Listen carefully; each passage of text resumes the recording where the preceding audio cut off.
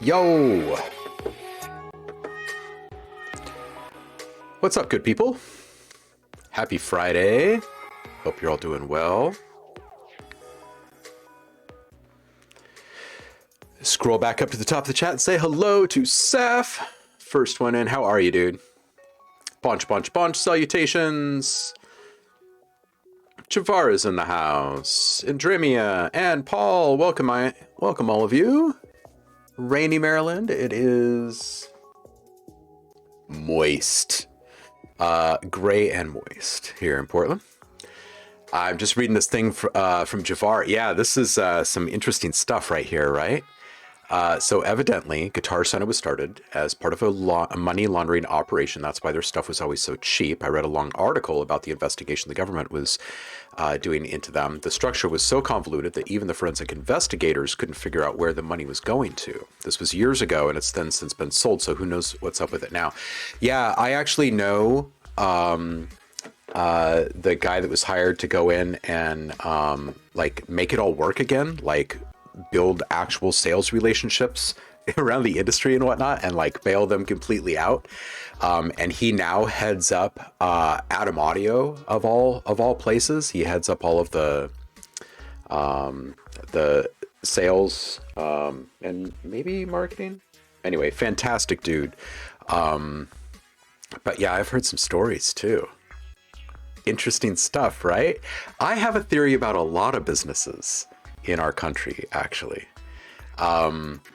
And my theories have only, in my opinion, become more concrete in the pandemic as I've watched a lot of these places stay rock solid and they still have no traffic coming in and out of them, and yet they persist.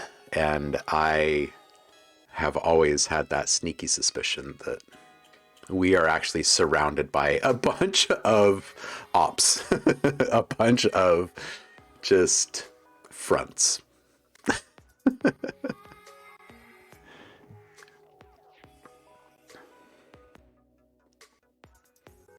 Yeah, you probably still can search for it, I'm sure.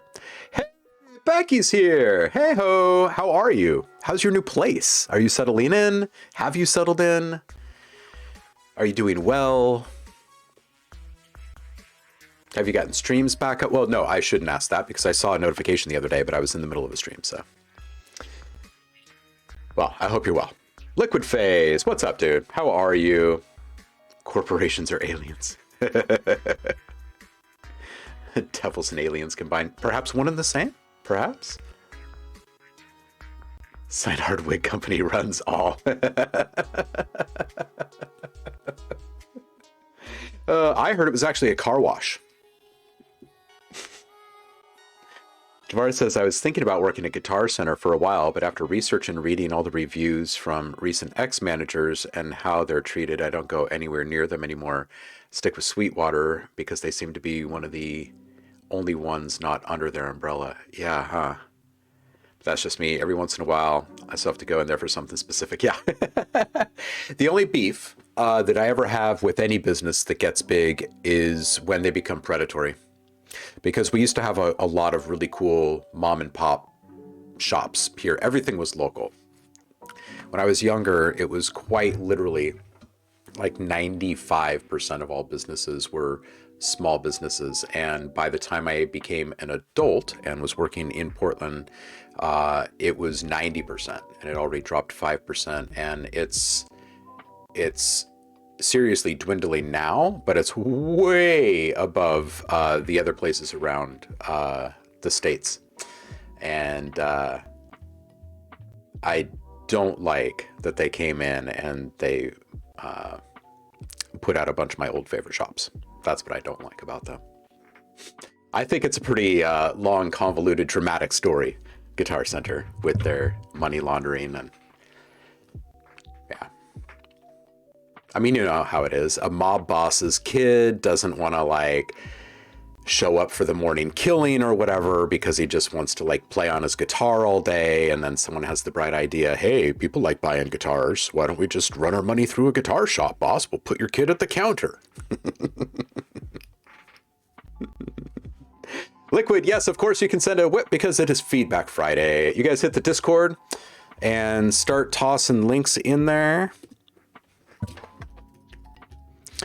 I will check the sub channel first, see if anyone has dropped anything in early, and then we'll click into the public one and see what's going on.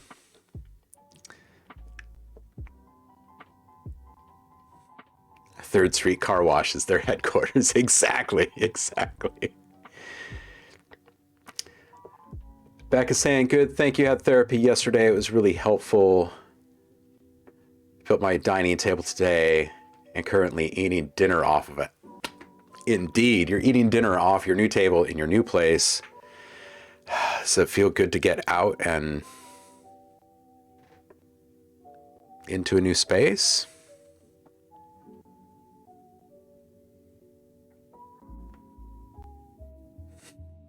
Dinner always tastes better on a table that you've made, right? Wait. Liquid Face actually brings up a thing I've never really even thought about. Corporations with insane sums of money not playing by the rules?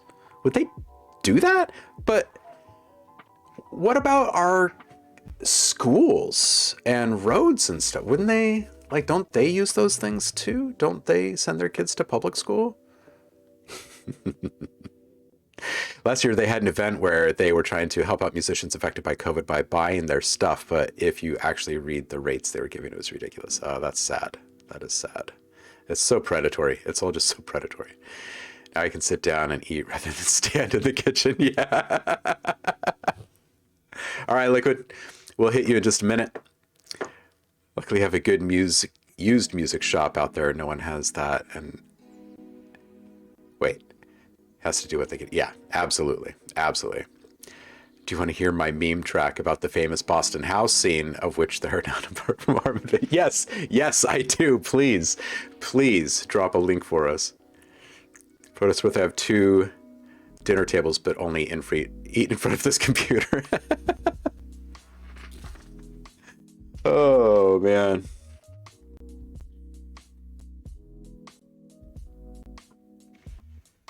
Yeah, it's funny. It's funny just how guitar-centric some towns are.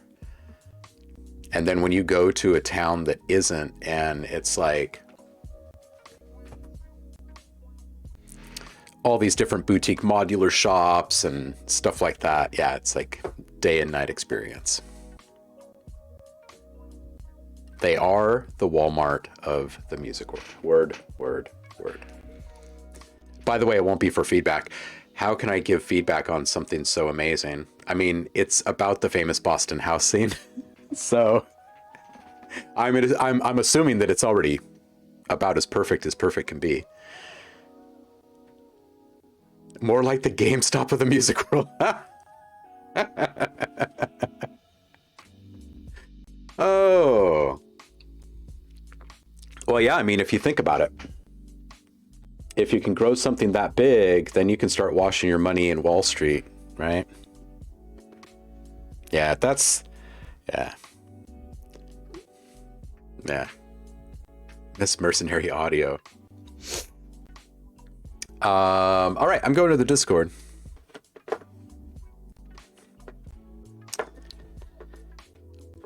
Before we click into feedback, let's see what's going on with the...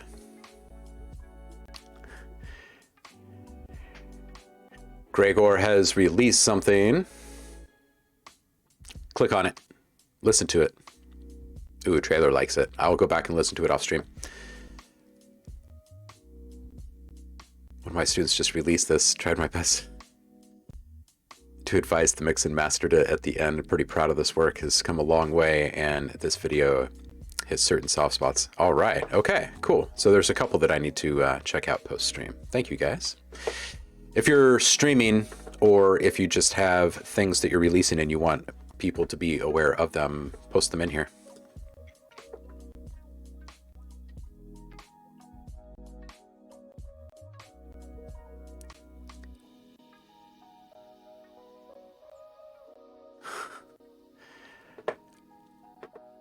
Oh, man. It was Ashiki's birthday last Feedback Friday.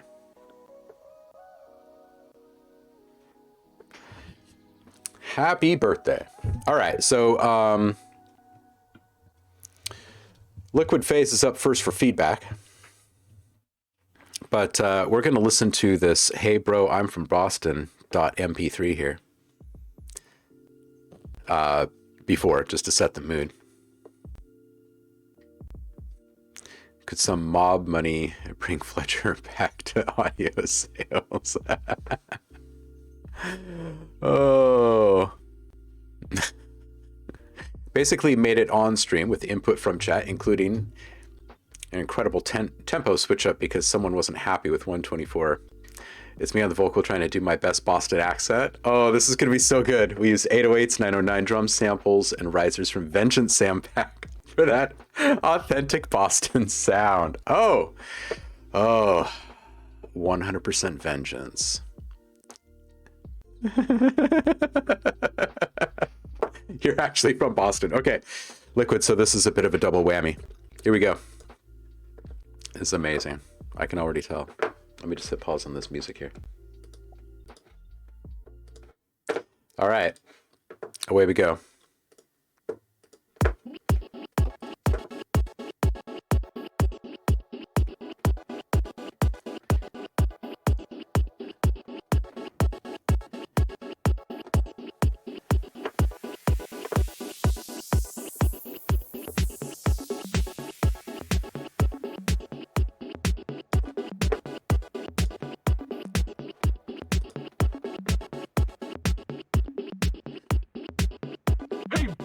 I'm from Boston.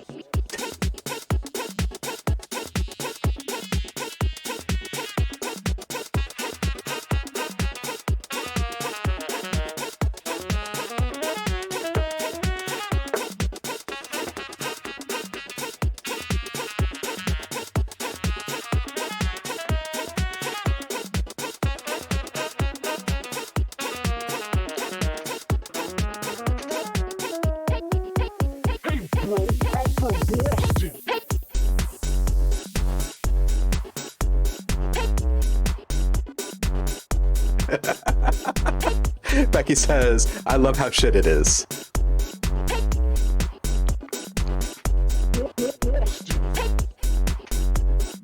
We need a bunch of guys like this.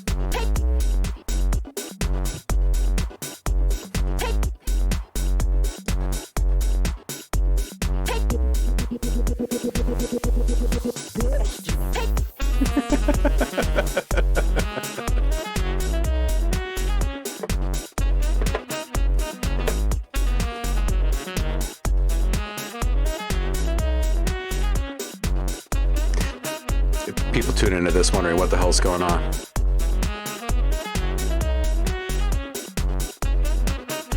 This tempo.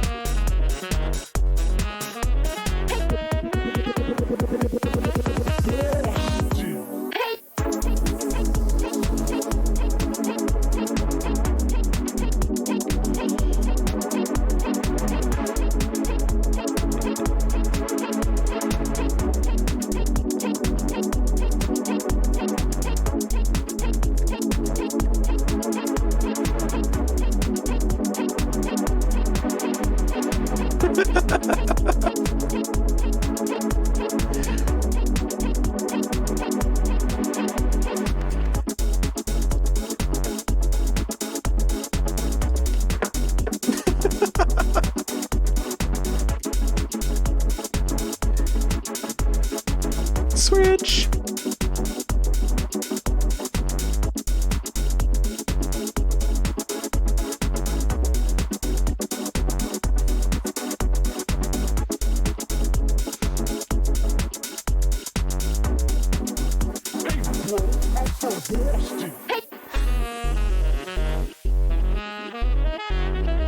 It's authentic, Becky. Are you sure? Have you been in Boston?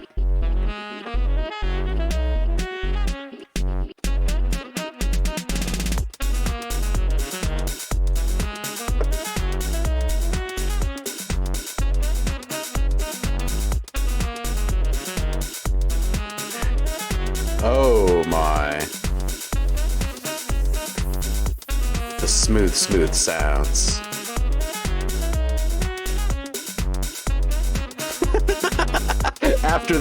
After this is when it's done.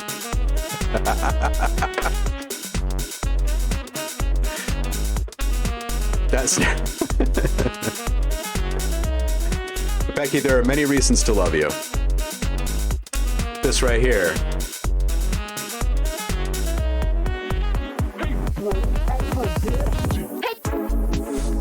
Hey.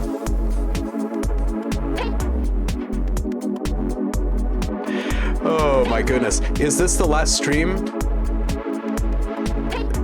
that you did? I just saw the notification, not feeling that great, let's make some house music or something like that. Is this what came out of that?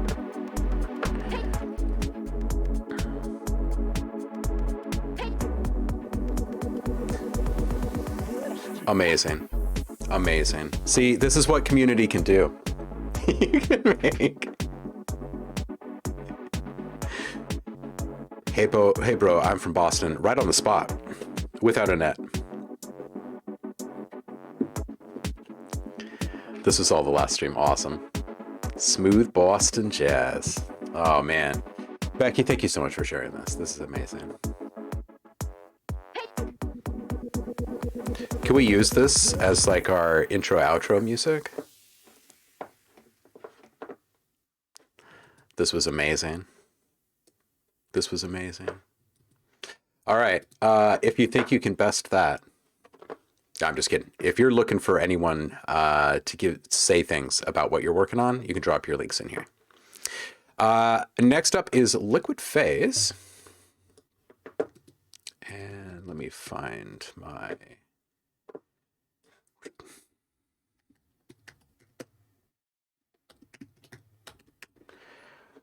Okay, of the Spheres intro, version 2, mid-tempo, work in progress, 75 BPM. Nice, nice, nice, nice. Putting Boston on the map. Ben, you're here. I was thinking of you as this was planned, thinking, hey, I wonder if Ben's going to be coming by today. Your chat actually wants to do a remix challenge on it. Oh! Oh! Will you be able to share some of the remixes? Oh, man. We might have to have a sleepover at Becky's house and listen to all of the remixes. Oh, my goodness. All right, here we go. Liquid Phase of the Spheres intro version 2.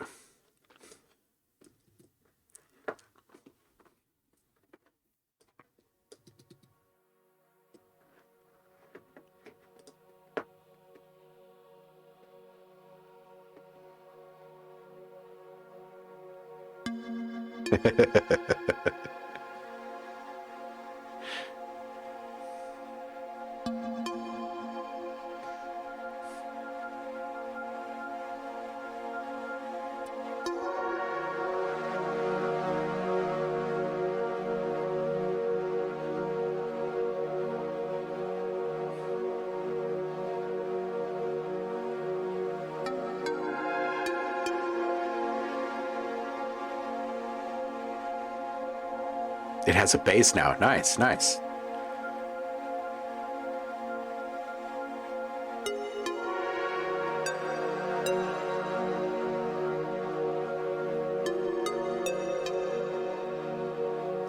Great use of space.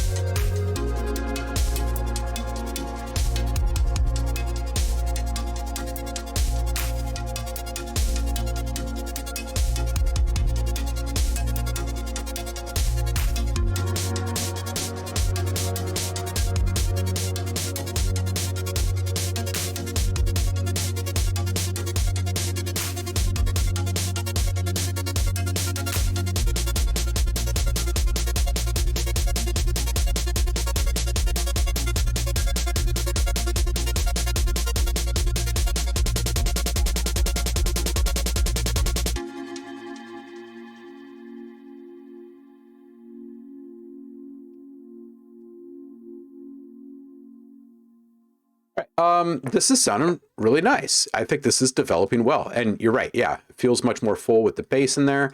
Really like the groove development there.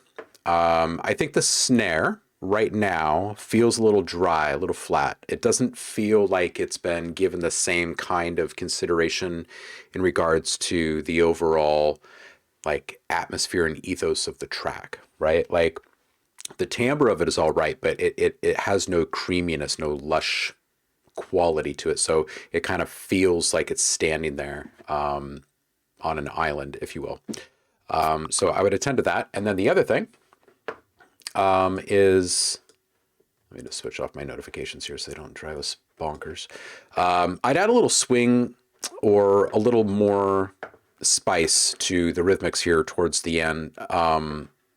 Just simply because it doesn't feel organic. It feels really, really rigid. And this, just like the snare, runs contrary to the overall ethos of your track, right? It's really relaxed and it's floaty and it's just kind of like, you know, it's just drifty. And then you've got these couple of elements that are just really kind of, and you need to just loosen them up and get them into the flow of the show. And then I think that this whole thing is pretty darn solid. Pretty darn solid. Like the drums with this one, yeah, a little reverb on them would help them sit better, give them that dreamy sound. Yep, yep. Put echo on the snare. Yep, yep. Samiritz, what's up, dude? How are you? All right, Liquid Face, hopefully that sits well with you and resonates. Nice work. Keep coming back. Let us know where you go next on this one.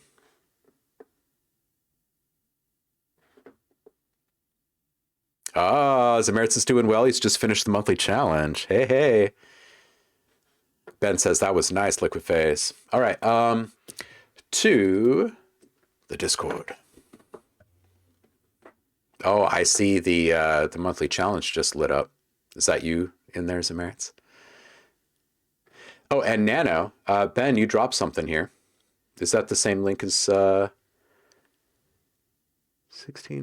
Yeah, it is. All right. Guilty. Excellent. Just a quick reminder, Monday is listening party and voting for the community challenge. If you are currently subbed and you haven't grabbed your sound pack yet, go grab it from the Discord. This one is from Ben. Oh, hey, how is GDC, Ben? Tidal Patterns, version 2.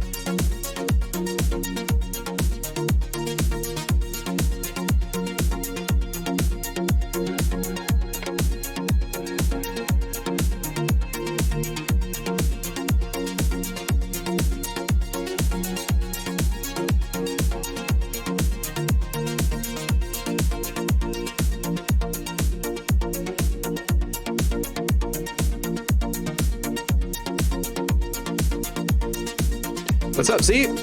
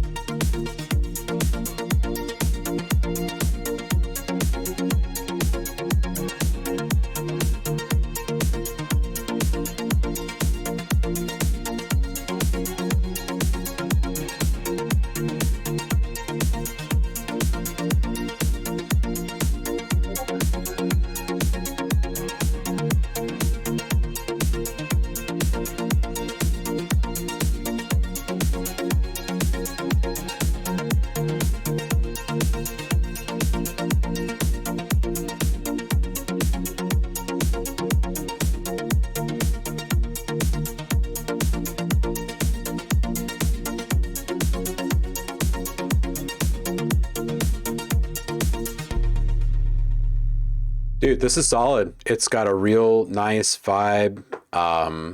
Yeah, you're channeling the Mao. You got some bounce in that kick too. I would pick, like right from the onset, I would pick a hi-hat stroke and kill it.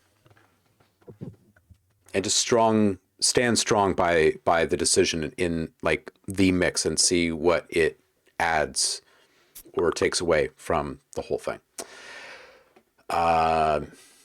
But I'm just a drummer, so I don't know. I would bring that lead synth, and I bring this up back here again towards the end. It's buried, and it's got a really nice effect on the whole feeling of the mix. If it was to kind of come to the front and then get kind of pulled back again, I think it would be a dope effect. 2 minutes in, when the ARP comes back, it feels like it could have some fun kind of detuning or maybe even some interesting comb stuff, as long as it's subtle, just to kind of work its way through in some long form swells, right? Nothing too over the top. I like the change up. Could possibly handle something a little bit deeper being added in there. Maybe a little counter rhythmic kind of thing or something. 4 minutes. So this time around with the ARPs, like you just have so much natural, what's the right word? There's this, I don't know, affinity for one another. These ARPs. I would make them move and dance and stuff. Make people dance more with it. Yeah. And then that lead synth again, at the end, a nice finishing move might be to bring it forward. And then once you do, kind of pan it around. And maybe as you're bringing it forward, you're also adding just a tiny little bit of upward from OTT. Maybe just like a tiny little smidge of it. So it like really starts to swell towards the front, right? And then move it off to the side or something.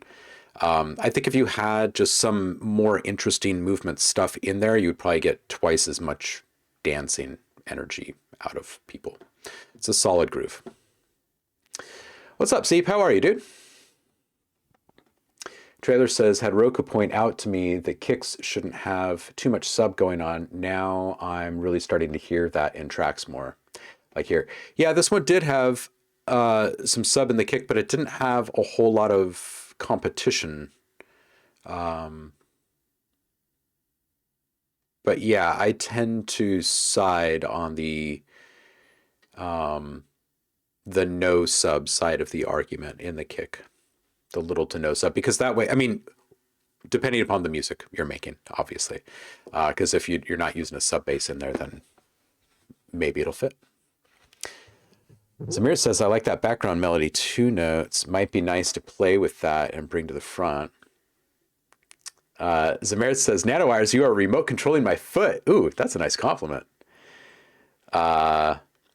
Zeep says, I feel like the drums could get a little more depth. Yeah, I feel like this one is very much about the synths. It's very much about the synth work, and the drums kind of fall off to the side. And I don't know, if you were to make the drums too big in a track like this, then they're competing with the synth, and then you kind of got to ask yourself, like, what is the driving force of this one? Like, is this a synth track or what? Yeah, these are solid. He had a bionic remote control Achilles heel installed recently.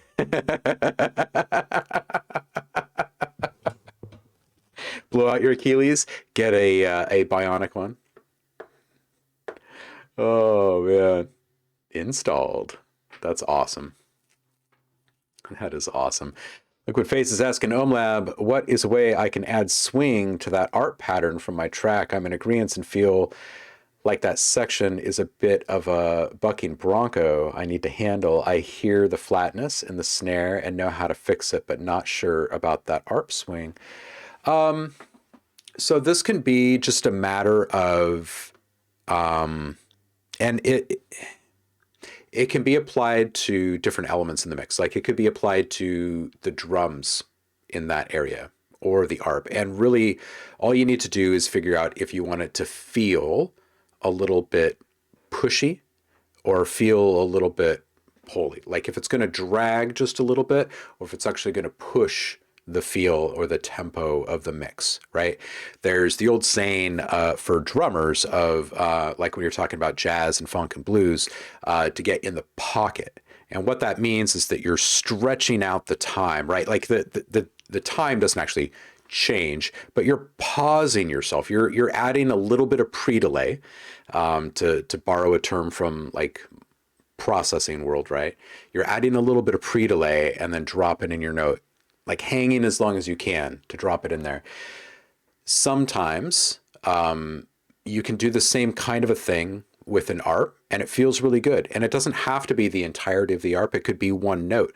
You could shift something every other bar or something like that. So little things are happening and you don't actually have to make like great efforts to move a whole bunch of stuff around. You just have to be a little bit more clever in regards to, call and response and counterpoint, sure, those types of things. But in my opinion, a lot of times more importantly is the perception of the listener that they can predict what's going to happen next. And when they can't predict what happens next, and that thing continues to happen, then this translates as like clever and groovy and rather infectious because people are trying to actively figure it out. And it's not that this is some kind of superior sound or anything, but you've just translated you've shifted the relationship here now, right? That person is no longer a passive listener. They're an active participant in the progression of the music, right? They will go back and listen to it again to see if they can figure it out and to see what the pattern was that they were missing or whatever. We're so focused on that, like as a creature, we're so focused on that. So when you start to play around with, I guess you could call it like the psychology. People say a lot of times like, oh, you need to humanize your sounds or your drums or whatever. And really what it is, it's like our brains will call phooey on things if we don't feel like they are very natural. We'll call things boring or repetitive if we're not recognizing changes in the pattern. Yeah, we're very pattern oriented. So when you move into these little rhythmic transitions and stuff, just finding ways in which to catch things up. Like in the last bit of feedback I gave to Ben, nanowires was pick one of the hi-hat strokes and kill it, take it out, and just see what happens. See what happens to the beat. Because right now what you're doing is you're taking your beat, something that the listener thinks they've heard so many times before that they know what they can call it, and yet yours is different. And so now it's something that's different, and that's good. Good is different. So anytime you can inject just a little bit of that in there, then good on you. Daily Boy Beats, welcome in. Happy Friday. Is that vibing? Does that make sense?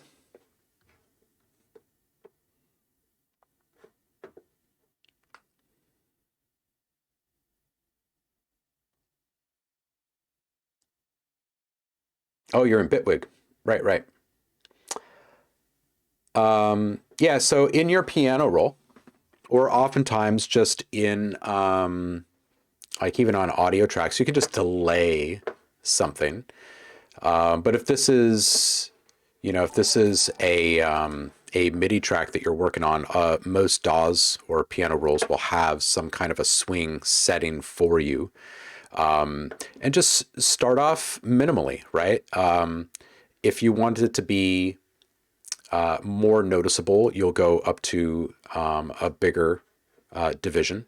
And if you want it to be less noticeable and bring it down to a smaller division, like a 16th note, maybe you just start at like 12 or something and see what it sounds like. But I would really highly suggest going in and doing this manually at first. And that's because you start to really comprehend what these changes are actually doing. And I would A/B a whole bunch of different patterns. It's just like when you're making a beat and you start to shift around the kick and the snare hits every once in a while. Something very big happens. It changes the entire feel of everything. So I would try that before I would try a shortcut if I were you. And then once you feel like you're getting the hang of like or like a command of the push and pull effect that you get from those changes, then start playing with parameters like swing or shuffle, and see exactly how they compare, right? Whether it be in a step sequencer or an arpeggiator or in a piano roll, you usually have those settings freely available to you, the shuffle or the swing or the offset. They're all doing basically the same thing, but in slightly different ways. Did we get that through that last one? Yep. Yep. Okay.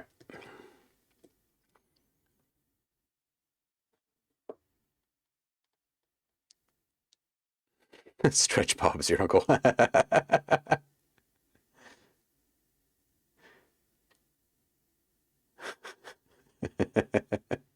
Bob is my grandpa. Larry's my uncle. Where did Bob's your uncle ever even come from, right?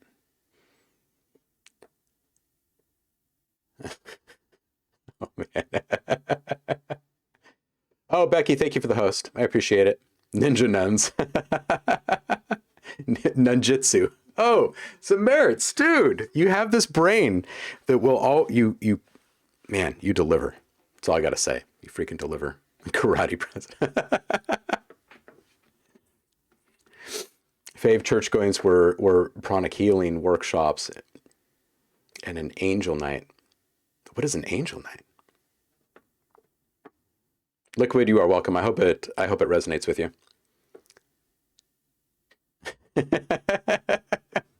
Oh man. All right, let's dig back into our feedback queue here.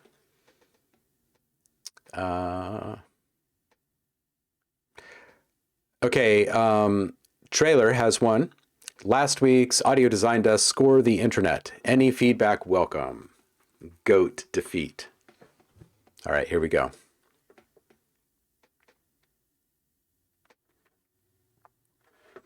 After.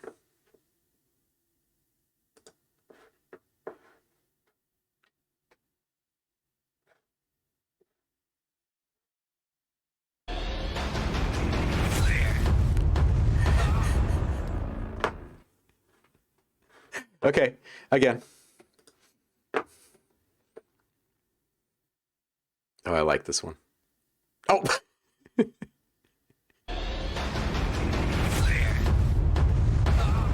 yeah. Okay. So in the world of scoring, I don't be afraid of adding more transition sound effects. So watching from this point, 1, 2. Oh, right there, that wind up for that headbutt, that wind up, like you could have maybe 2 or even 3 transition effects stacked right here. You could have a riser that starts the moment the first hit stops. Oh, right there. That first hit there, boom, takedown. So the second riser could, boom, literally start right here. And then it's going to go up. The second one could start here. Then you could have a little like white noise, like bright white, or maybe even like a quick little cymbal reversal or something that's bright and high frequency right next to the point of impact. And then you can double up on this impact. It sounds similar to the first one. So what you do on the second one is you add some multiband compression. You could just use OTT for this. Don't let too much of the high and low through. Accent the mids and take down. Here, I'll just show you. And many amazing things will happen. Why don't I have any plugins there?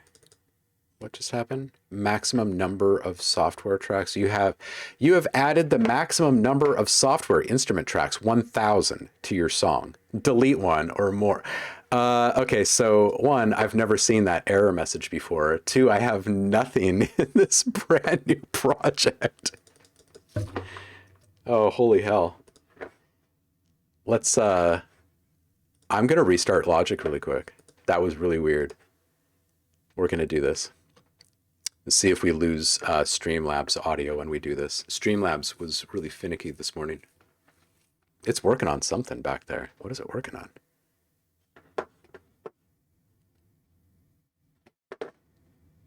Wow. All right. Took a second for it to quit. Well, my Slack notifications are still coming through. Streamlabs, so. A couple of my plugins have fallen out of compatibility. The goats created a void with it. Oh, snap.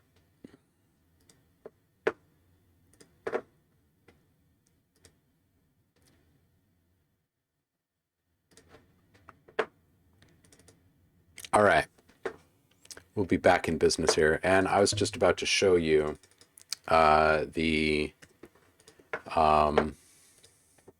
OTT. Oh, and look at it. It's right there. All right. So for something like that, for that second hit, you can take your downward compression down, basically. Leave your upward compression maybe at like, I don't know, 40% or so. So fairly significant.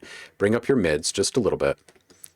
Bring down your highs and your lows and in volume. You could even accent your mids just slightly. And then keep an eye, maybe just dip out the depth to like 90% or something like that. And then keep an eye on your output, right? And what you're looking for is an increase of at least a few luffs here. So you'll probably want to bring this down just a smidge is what I'm guessing. And now you're going to have added impact the second time through on that hit. See if this translates as we watch it again. Boom.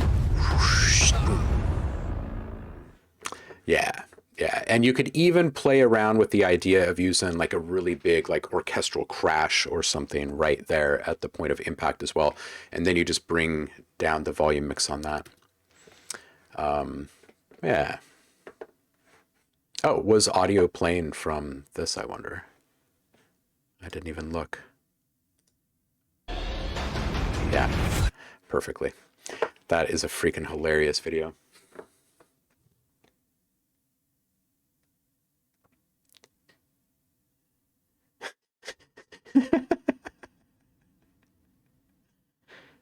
Oh my God.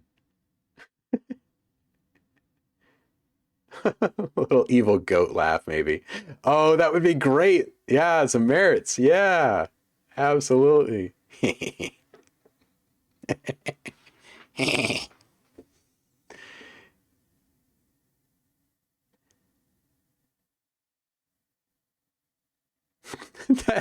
That goat really truly did just launch into that headbutt. Oh, you know what else might be funny is if you actually add a little group, like maybe of guys, especially just going like, "Ooh," or something like that, like from like a football game or something, right? Or just ask everyone here to go, "Ooh," into a mic and send it to you, and then you can mix it all down. Or just create a crowd out of your own voice and Kontakt or something. I think that'd be hilarious.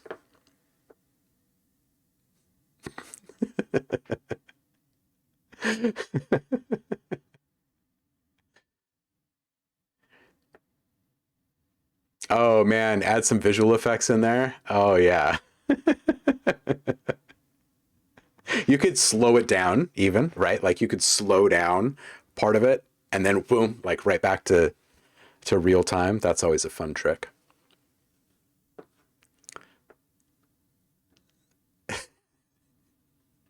So I guess it's less if I go trick or treating. Oh man. Well, let's do the math. No, go for it.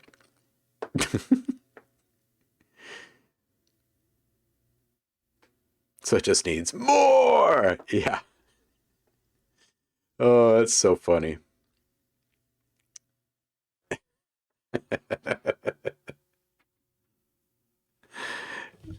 Pause it for an insane goat stare off. Ooh, yeah. Okay, so there's some fun ideas coming in for this one.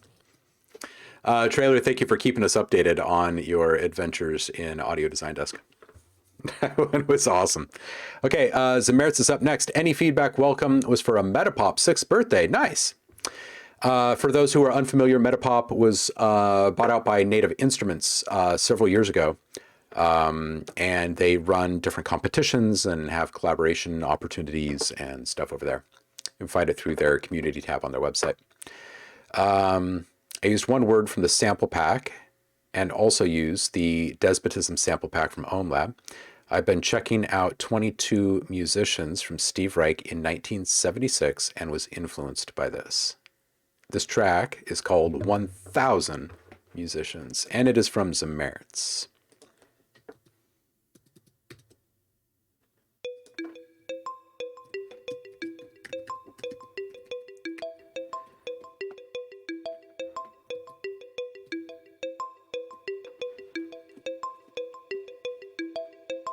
Zach is here. Thank you, Zach. It's brilliant stuff. Brilliant stuff.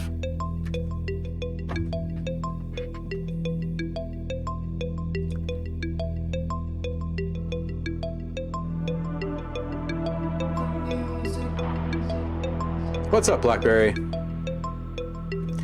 DJ Empirical will be a special guest on Monday. For all citizens to develop useful skills is one basis for rating a community on a respect scale.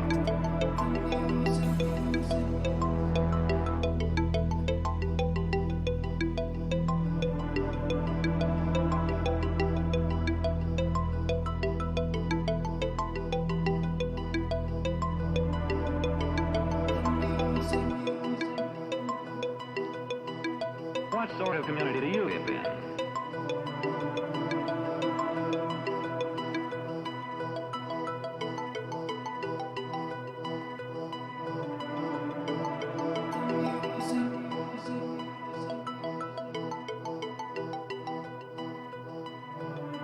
What happens in a single community is the problem of its own citizens.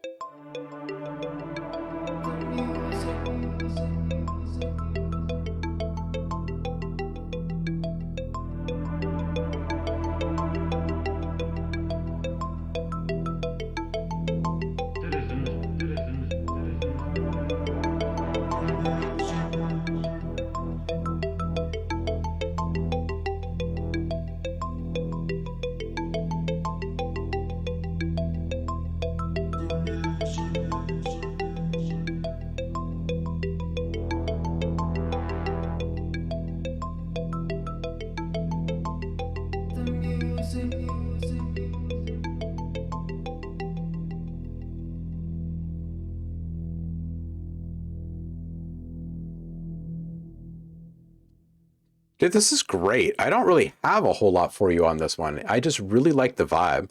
As with all of your stuff, I end up just staring at the art while I'm listening to it. You've got a brilliant eye for the sound that you're working on at all times, it seems.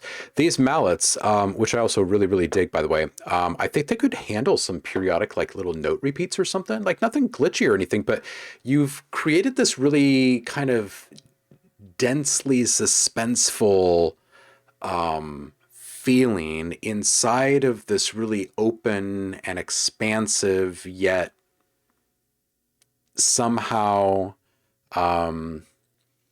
like closing in almost kind of feel to it. It's the bass. And it makes me lean in and expect something.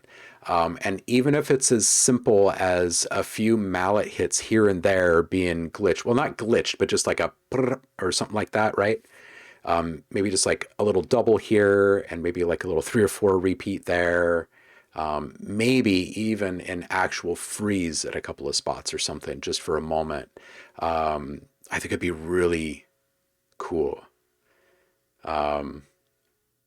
Yeah, as Nano says, that was perfect for a video game and I fucking love it. Yeah. Yeah.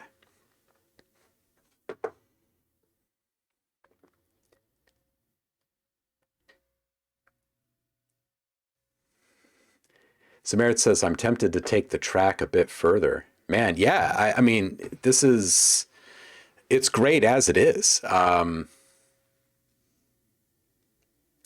Yeah, I'm left with the feeling, and there's absolutely nothing wrong with being left with that feeling with nothing ever happening, because some of my favorite really old school albums really riffed on that idea of not just leave them wanting more, but leave them wanting the thing that never happened, which has a really kind of profound effect. It always leaves you feeling a very specific way.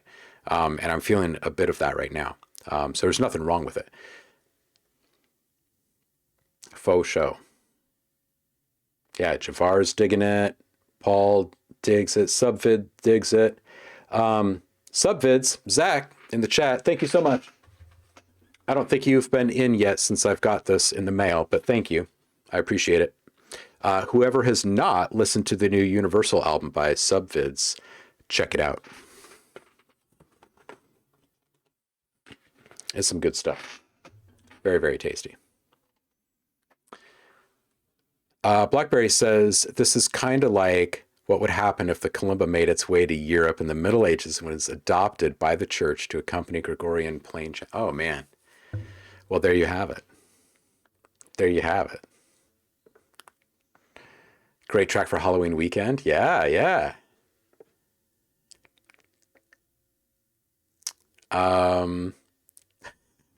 Ben says, don't take the track further without taking it to dinner first, though. Yes, I got it, Zach. Thank you. And it's amazing. And you're awesome. And thank you for sending that through. And you should drop the link in the chat here again. Anyone who has not heard this album needs to hear it. It is very, very good. Kalimba chant. Kalimba chant. Love it. All right, Samarits. Good stuff. Next one up is Zeep.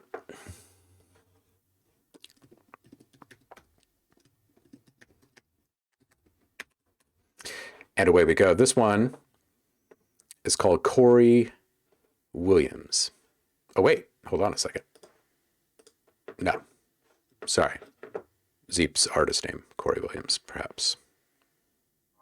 A little house ditty. All right. The one I thought I saved. New mix. Doesn't have a name. Still needs one. I like the one I thought I saved. Sounds like there's a real story behind it.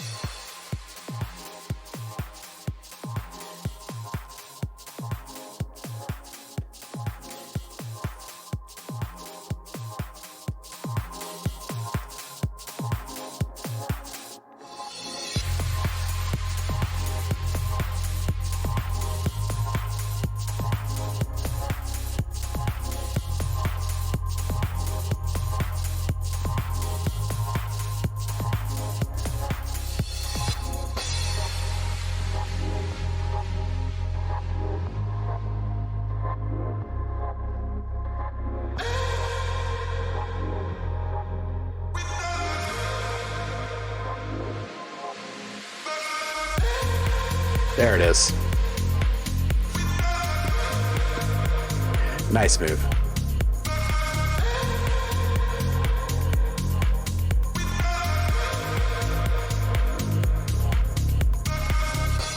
This is great artwork.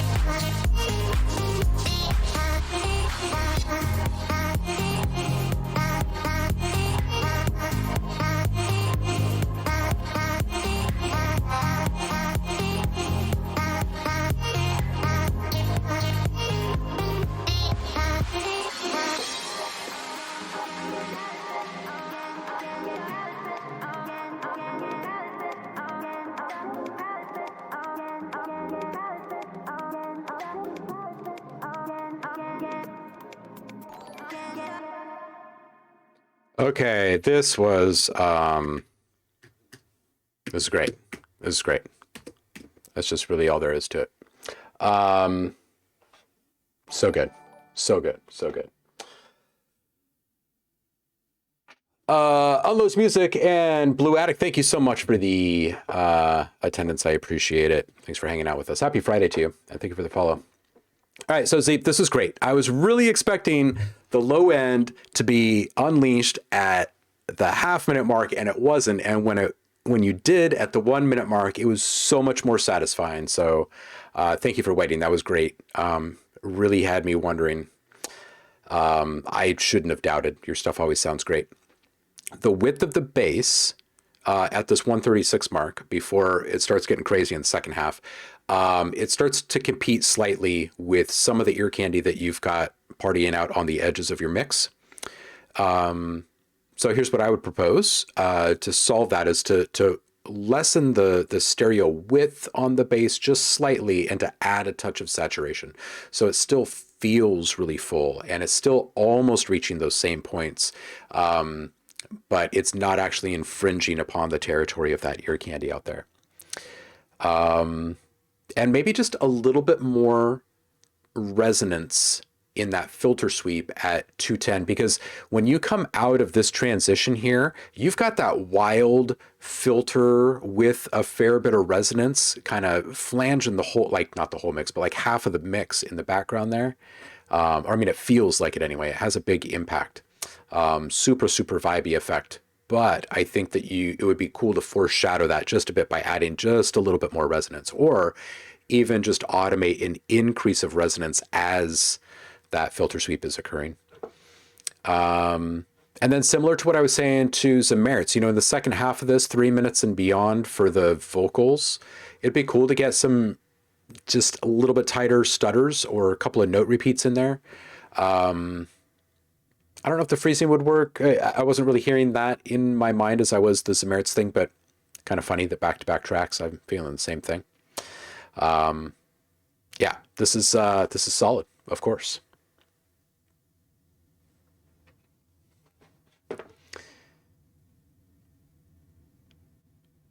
See what people are saying about it.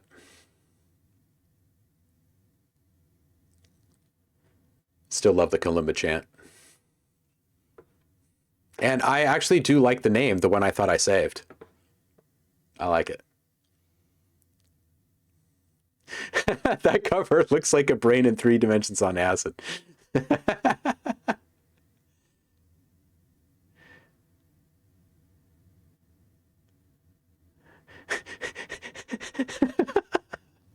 Penny farthing hyperdrive.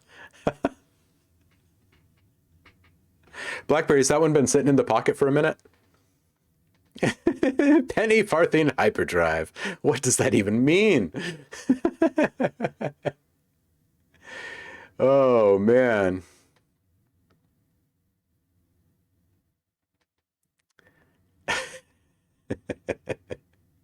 You can have that name if it tickles your fancy. Oh, man. Lime green music. Mega life changes. Wow.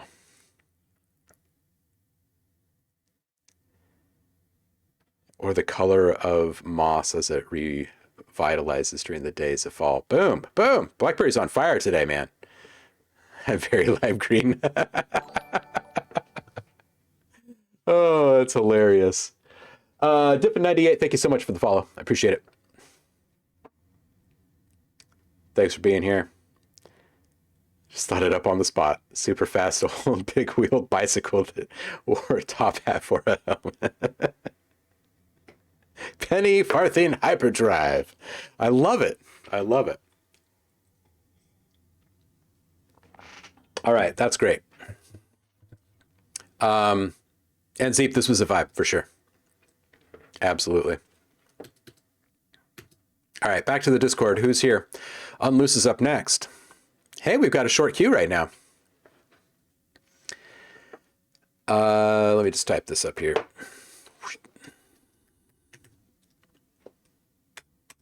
All right, so this one's called Oh Yeah. It's from Unloose, and away we go.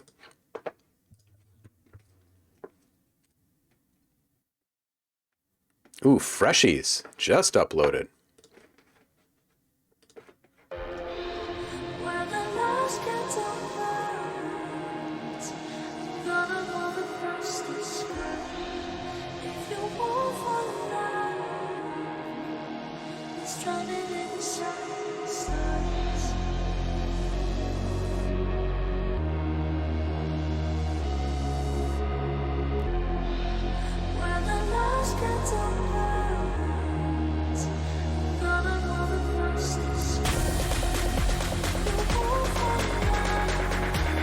Yeah, dip and hit the Discord.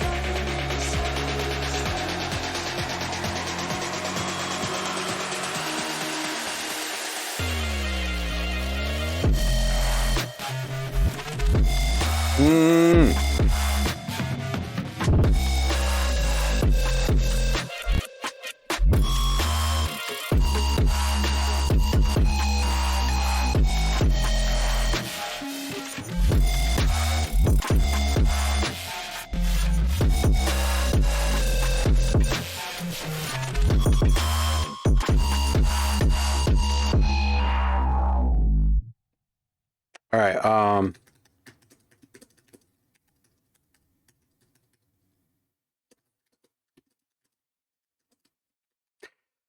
all right, I want to listen to one more spot in this one more time.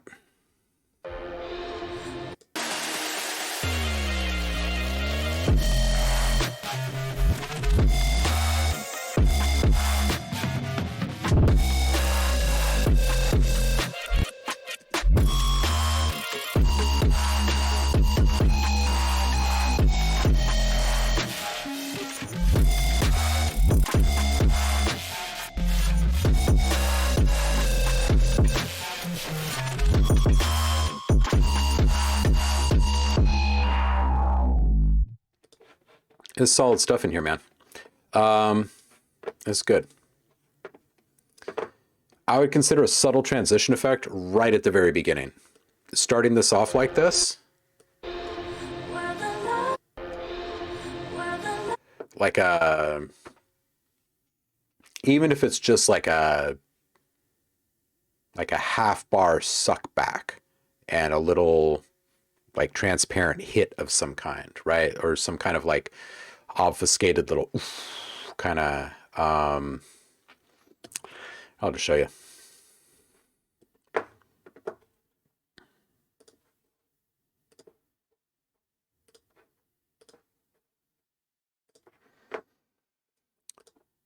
Super quick, where am I going here? Super quick transition effect, and then just something into, no, like a deep, no, like a, something like that maybe?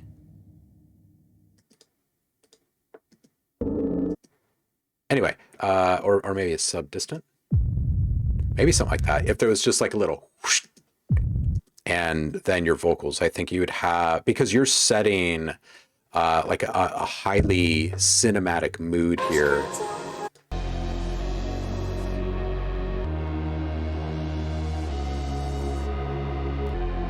And the listener doesn't know yet exactly what they're about to dip into style-wise. So something like that would just really like solidify this. Anyway, where's my notes? Lovely transition, by the way, at 45. Great wild ride there. There are a couple of things that I think you should highlight. So I'm just going to skip to the first one.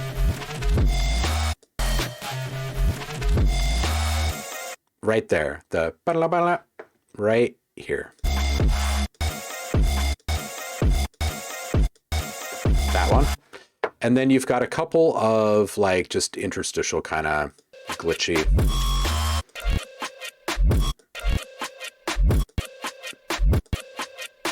And those things on their own have enough more space to grow. The tricky part in highlighting them will be finding a way to give them the proper space to actually stand up straight, which you might be able to do just through some EQ and multiband compression. In fact, I'm sure you can. If it feels like it's still falling short just a little bit as far as highlight goes, oldest trick in the book. No drive added, simple overdrive, super transparent, probably for a sound like that, somewhere between the high 7s up to 10.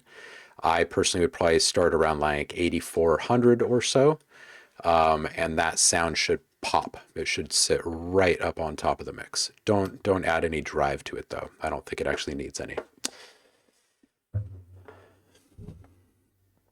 Yeah, YouTube link is streamable as long as it isn't under copyright. As long as we're not going to get hit with a copyright tag, flag or DMC takedown notice or anything like that, because all that stuff is tracked, and they'll just end up shutting down a channel here on Twitch.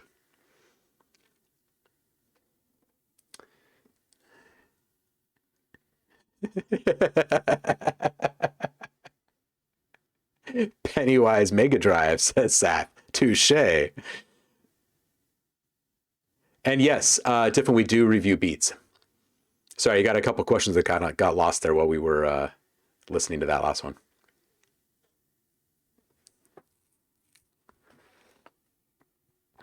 Thank you, Zeet. Penny farthing. Okay, we got to look up what penny farthing is, because knowing is half the battle. Oh, this. So is penny farthing just riding around on a bike that looks like this? Okay. See, we learn new things each day. That's so good.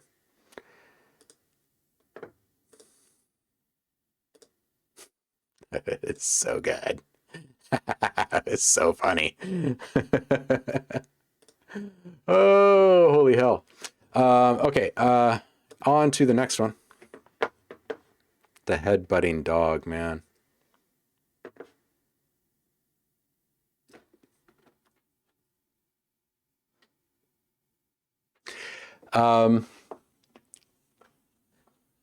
No, it does not need to be Diffin. It does not need to be SoundCloud. I agree, Zeep. This one is dope and needs to be finished. Yeah.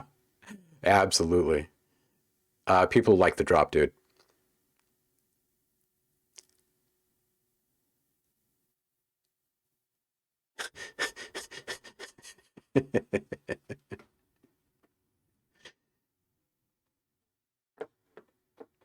Oh, BlackBerry, you're cracking me up over here. Hey, Lewis in the house. Cardio party in the chat. If you are not already doing it, give a follow and a listen to Cardio Party. Liv, feel free to spam links. Now it just means a crap ton of files to organize. BlackBerry says this track could use a little more depth of field, especially in the more tranquil section, so that when it gets loud, it feels more in your face.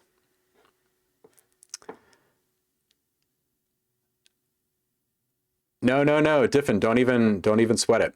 Diffin is saying, yeah, my first ever beat, and I don't know, want some feedback, but maybe it's too bad for you guys. Nope, not even.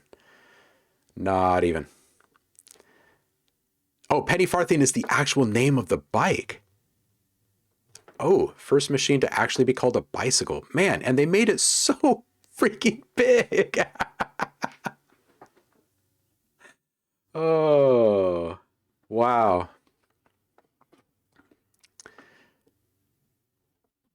Oh, Diffin, if you dip into the Discord here, or you just toss it in the chat, that's fine. It's just this public feedback right here. And Discord link is right there. You can just drop it in the chat. But if you put it in here, then other people will chime in too. So, okay. This one is called On Flow from Diffin.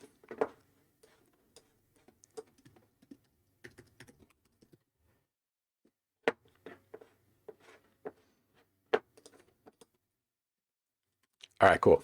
Let's roll.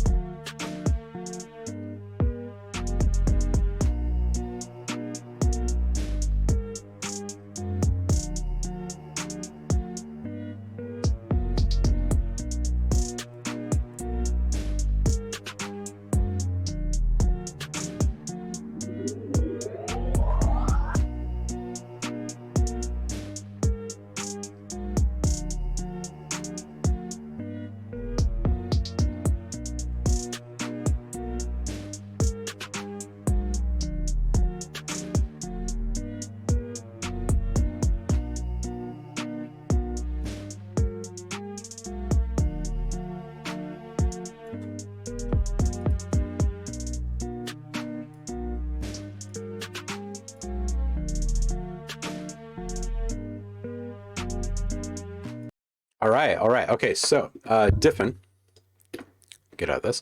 First off, this is nice. This is a good start. And you're saying this is your first beat.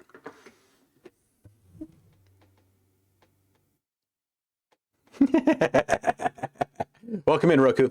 Okay, so for a first beat, I would say that this is actually really, really good. There are a couple of subtle things that I can hear you doing. Like I can hear those swells in the strings, for instance, okay? more of that. Your arrangement and stuff is pretty solid right now. It's a little repetitious, but don't worry about that right now. Get through this first beat. And what I would recommend is just kind of, humanizing the beats and chords just a bit, right? So not everything on the grid. Start moving things around just a little bit. Some of those chords, and they're good chords, spread the notes just a little bit, right? So like if you've got, we'll just put something in here really quick. I don't think I have an instrument in here. Just showing you the notes here. So you've got some notes here, right? And this is your chord. And what you can do is just go in there and just barely offset them a little bit, just a couple of them, and see what that does for you, right? And then same thing on the beats, right? You can use something like swing or shuffle or something to move stuff off of the grid just slightly, or you can go in and manually start moving some things around. If you push it forward to the right, that thing will feel like it drags just a little bit.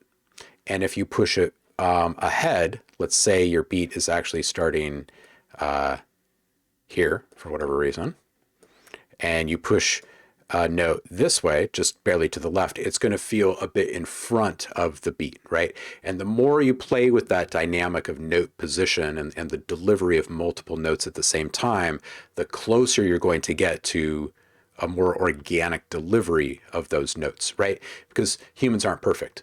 And we move all over the place. And music is a subtle and fickle beast. So that, and the next would be just getting more into shaping the sound. So now that you've got your sounds in there, your ADSR, which is your main amp envelope for a sound, is attack, decay, sustain, and release. Those strings, you could add a little bit more attack at some points and then keep them tighter at other points. You could add a little bit of release to all of them. Right now, when your notes stop, they stop a little suddenly and a little bit short. So if you add just a little bit of release, it'll sound a little bit more natural, right? Because it takes us just a moment to respond as a human, right? And instruments tend to kind of ring out, right? Especially if they have like a noise reverberating in the body of them. And then shape them a little bit more with EQ. Take out some frequencies that maybe aren't necessary. Maybe you've got, some cellos or something, and they're serving up some frequencies way down here. You're probably going to hear your bass better in your mix if you just put a little EQ curve down on the bottom there. You can play around with frequencies in the middle of your sound, just subtly up and down, to see what kind of effect it has upon your sound. And then I don't know that I would necessarily recommend playing with compression yet. If it's really your first beat, I would focus more on the arrangement and the underlying like basic mixing things, because your stuff is already solid. Your stuff is already sounding good, and you've got good ideas that you're exploring. So let's see what the chat is saying.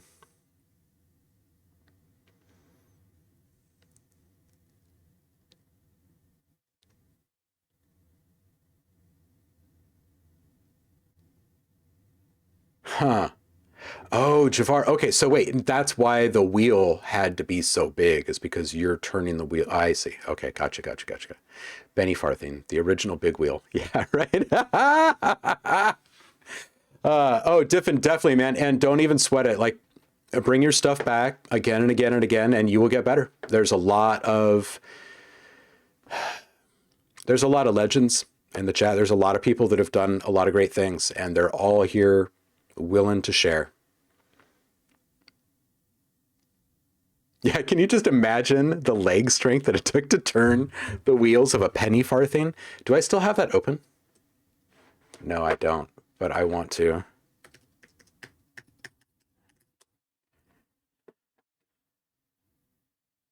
There it is, penny farthing. Man. They're just enormous.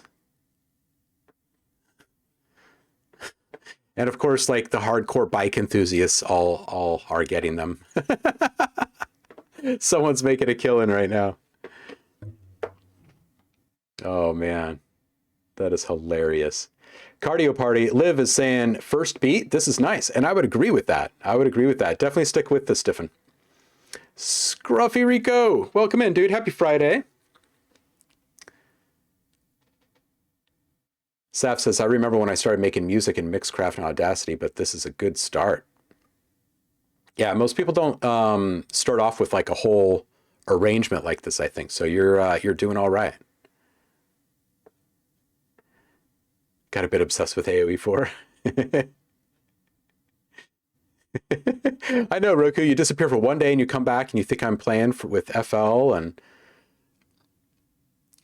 I would just leave Logic behind. No, it's hard enough to get me to break away from Logic for just a couple of hours, honestly.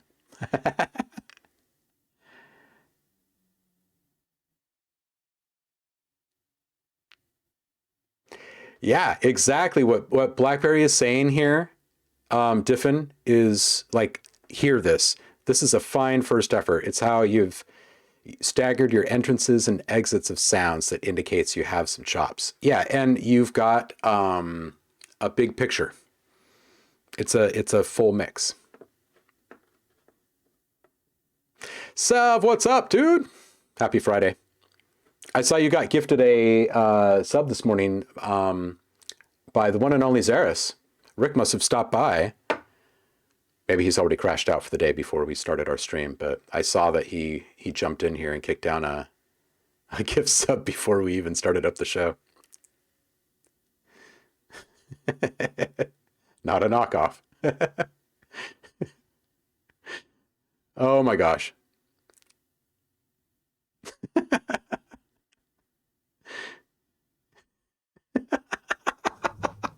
Roku, no compressor or I'll arrest you. Trim Ties is here. Oi, oi, how are you, dude? Happy Friday. He hates your compressor. Oh no. Roku says, I've ridden one. I fell. It sucked. Yeah, that's gotta suck. Falling on one of those has got to make you feel so freaking helpless. Because the fall has got to feel like it's taking so freaking long to hit the ground. Roku! No compressor or else. Oh, man. The word of the gazelle is spreading. It had square tires. Jafar says, OhmLab will get your music into shape like a penny farthing rider. Tram ties. Did you miss good stuff? Yeah, you did. In fact, Becky stopped by earlier, Becky Safe, and she shared a rather fantastic track that I would definitely encourage you to watch on the VOD. Very good stuff.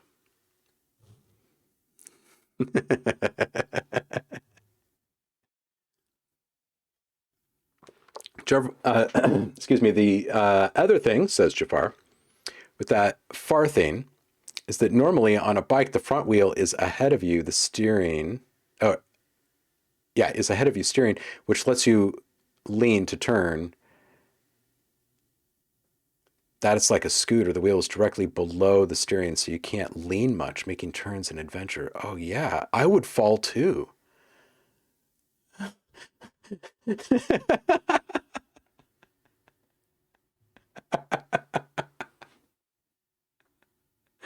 Oh, man.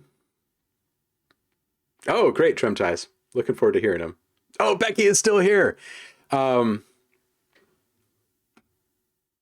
Becky, I'm still feeling that song.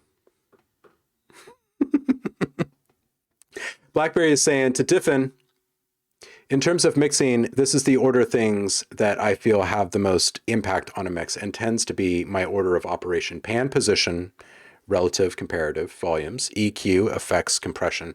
And I found that by using this approach that I often need less, if any, of things further down the chain. 100%. 100%. Yeah, you guys have seen me work on lots and lots and lots of stuff without any compression. But everybody has a different approach, which is absolutely true. 100%. All right, so let's get back over to the Discord and see what's going on here. If I can press the right buttons on this computer thingy. Next up is Salve.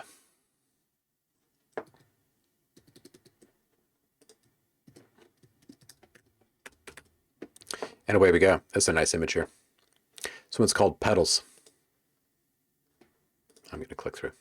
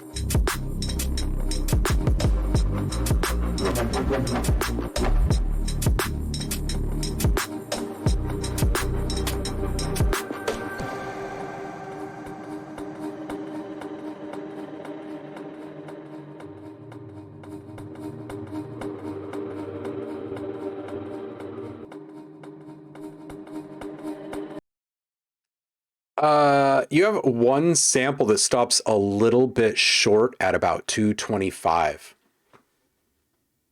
That's like all the feedback I got for you, dude. Like this is already sounding great. How long has this actually been worked on? I want to hear the very first few seconds of this again.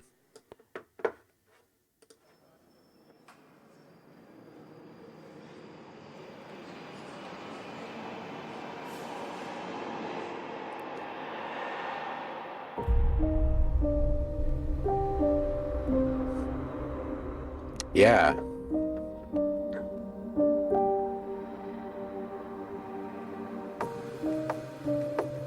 Yeah, I don't know that I would recommend really adding anything to this. And I feel like this feels like you've been cutting stuff away for a little while.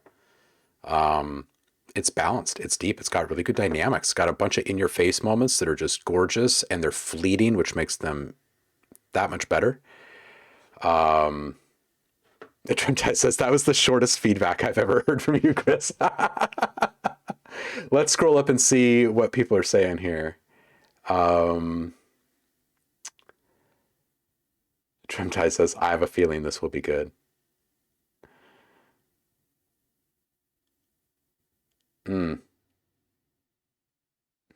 This makes me hungry, says Heidi. Sound sculpture. You have those synths, right?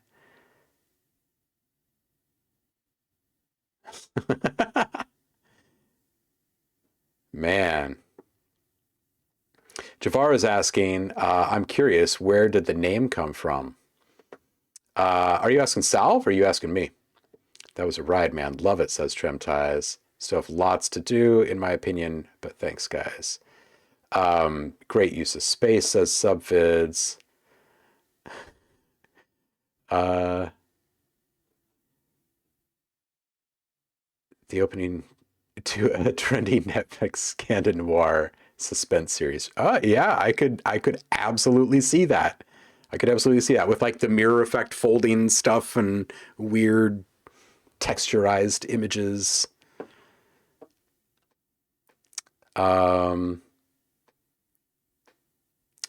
It's the one he sent, but a different name then. Right, right. Yeah, I say that this is like really, really good. Is this part of a bigger works? Is this part of an upcoming album?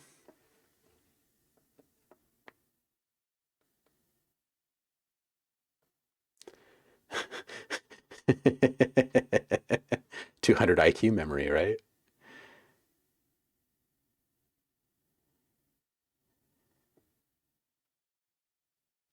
Where did petals come from?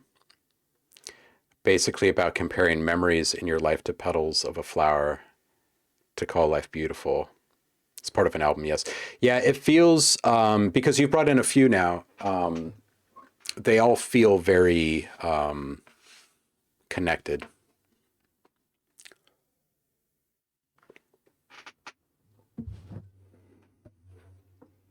Memories, experiences. Yeah. Nice vibe, dude. Yeah, I like names with meanings too. Thank you for asking about that, Javar.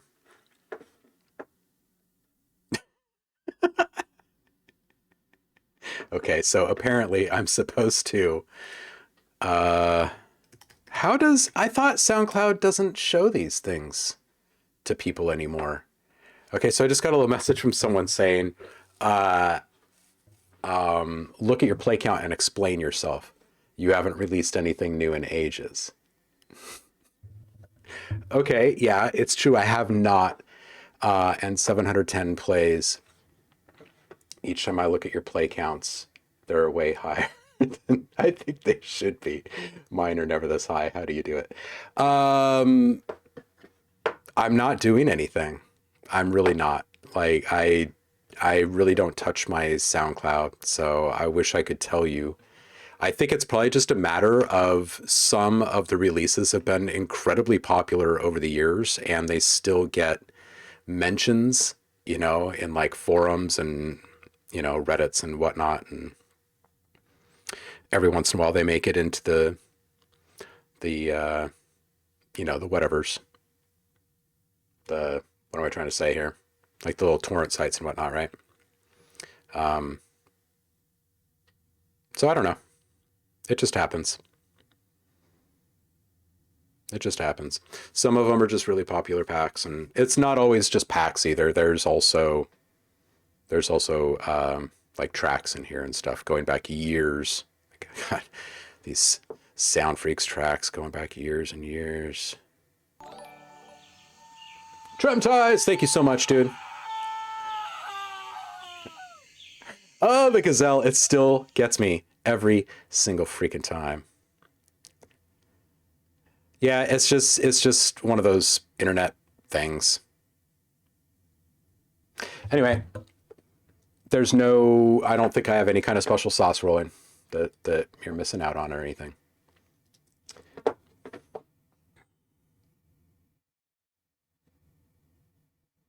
Trimtai says, keep them coming, Salve. Yeah, 100% keep them coming and share them with us as you're working on them.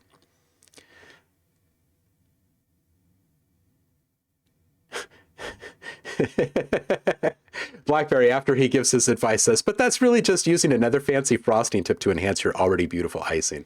Exactly. I think that's why my feedback is you have one sample that stops a little bit short because there's obviously great vision and passion here that I want in no way, shape, or form to impede. Trailer, we'll see you next week, homie. Thank you for Gazelle, by the way. And this week's ADD update. I appreciate it. Don't listen to OhmLab. He sits at night and hits play on his tracks. Last 30 days, one play. Oh, have you got a fave of your tunes or sample packs? No, I don't think so. Randomly, I will have like songs or sounds from years and years ago just pop into my head, and they'll be stuck in my head nonstop for like 2 days or something like that. Paul would say, I would have to guess despotism. Oh man, yeah, I don't know. A favorite pack? That's tough. That's really tough.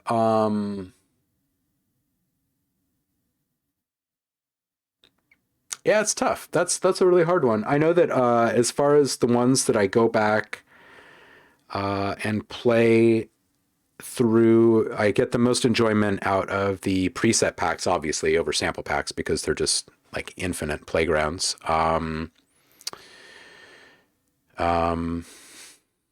it's tough. That's a tough one. I don't know. That's a lot of stuff. Maybe we just need to spend some time having you guys tell me to flip through some sounds and different releases and start to get some answers to those types of questions, because I really don't know. I'm kind of like a make and release kind of guy. You know, like some people catch and release when they go fishing. That's kind of what I do. I make stuff and then I set it out there, and then I don't really check up on it too much. Trump Ties says, as you probably know by now, video game vibes is my go-to, and square waves and upbeat melodies is no stranger to my style. So I came up with a little diddle. All right. So first one is called Happy Vibes, video game-ish.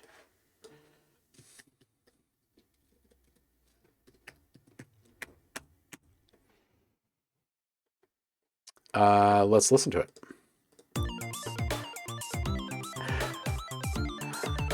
Adventure Time much, homie?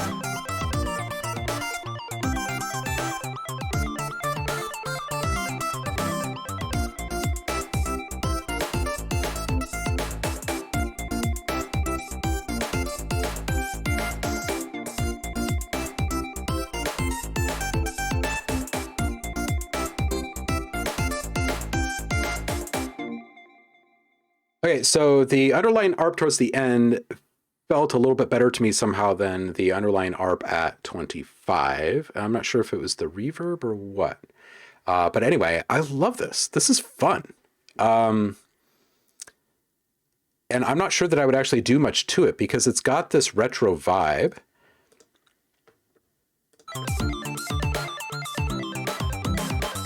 It's obviously got the modern appeal to it, but it's very Adventure Time the way that it is right now.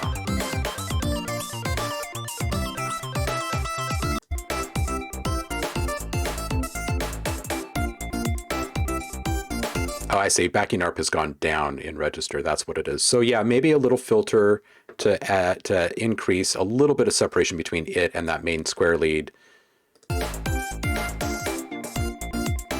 And that lower register is kind of translating as quieter too. Yeah, here there's a little bit too much competition, I think. But a really great vibe. The separation here between your main and supportive instrument is a little bit better balanced, I think.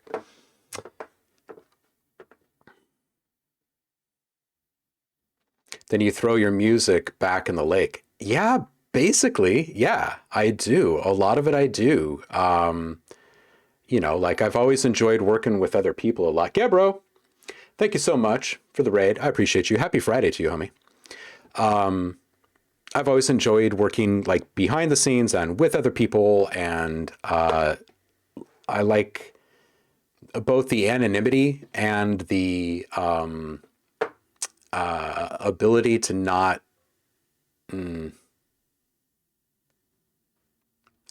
have to dwell upon something that I've made. I don't know. It's hard to describe. I was the guy that would walk out of the studio and not take a copy of my album and stuff like that. I've always just been that way. I think it's a hang up. Axel Rapture, thank you so much for the follow. I appreciate you being here. Happy Friday to you. Although I have felt a significant mental shift, I will say, like after becoming a father, like Nico's coming up on 5 soon. And we're embarking on a little musical journey and stuff. And he asks about, music that I made when I was younger and stuff. And now I kind of wish that I had some of it. But I also see like the effect that it has. I don't know. I go back and forth with it. I've always had a pretty heavy hang up around that kind of stuff. I just create too much stuff to really worry about it, I think, is really all it is. That, and I played live a lot, and a great deal of it was improv for many, many years. And I think that is a bit more true to me than like flipping through things that I've made. Anyway. Roku says, wait, did I leave my Game Boy running? Oh, man. Just got 68K, homies. Salva's dancing. Oh, man. 1/20th of a penny farthing cash value. Oh, man. Hitting them with that 11.8. People like it.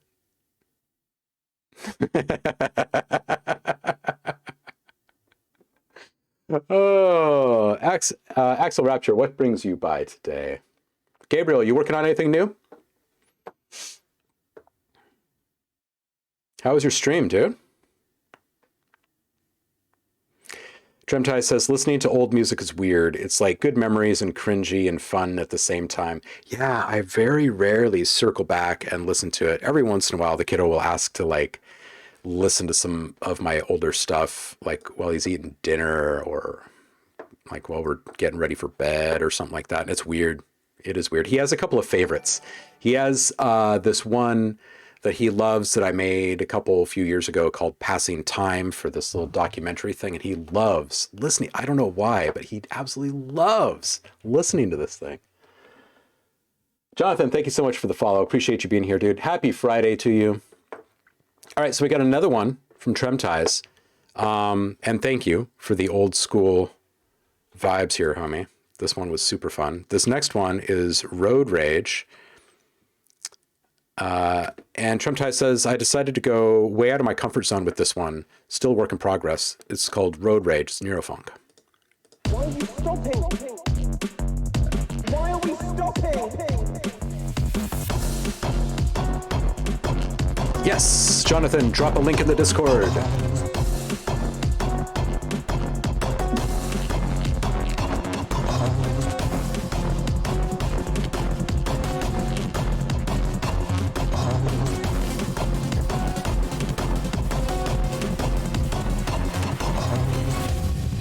I spent half my life behind a cyclist.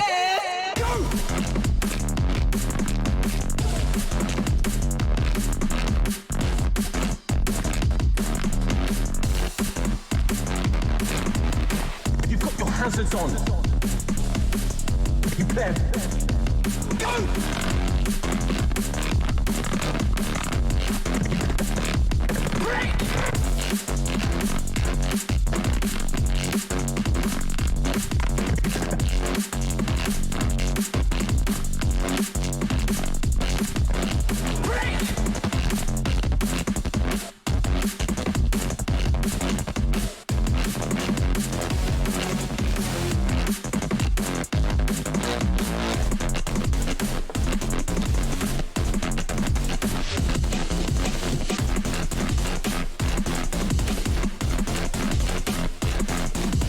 Indication?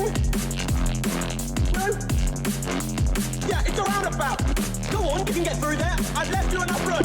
I left you enough room. You can fit a tank in there. Green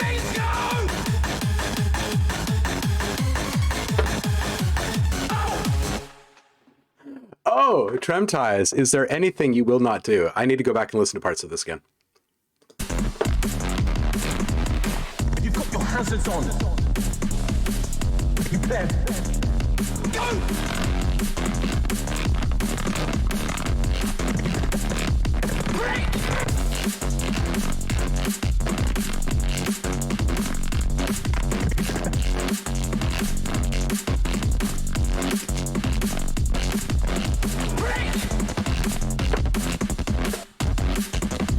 Dude.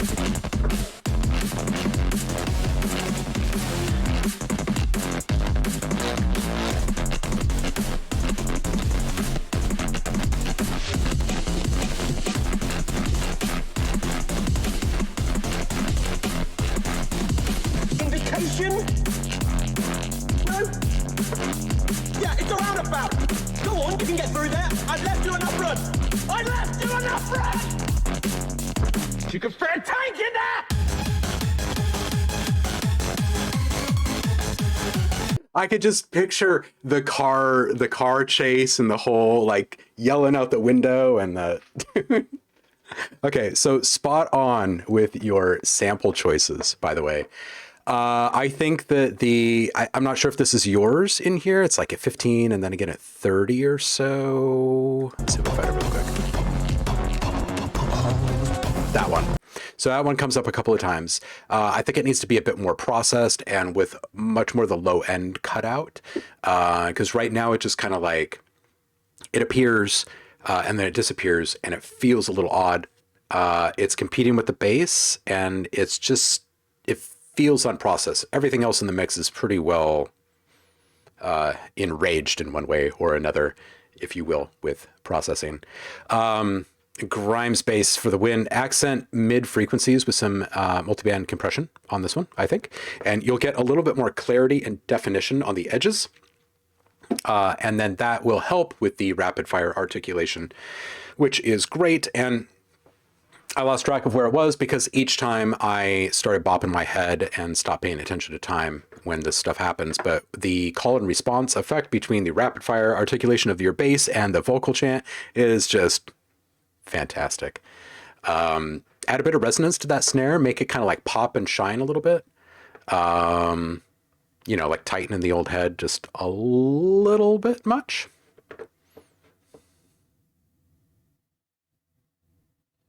Axel, absolutely, dude. Yeah, this is not a sub-only thing. This is like an open community thing. 100%. It's good to have you here.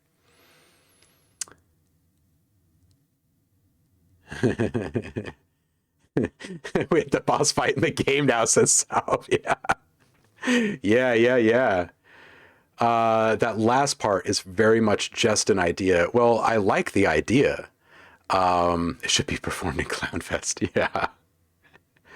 Anime core music, right? Post as a Viking. Reminds me of Pendulum. Please tell me someone really pissed you off on the road and you came straight home to write this.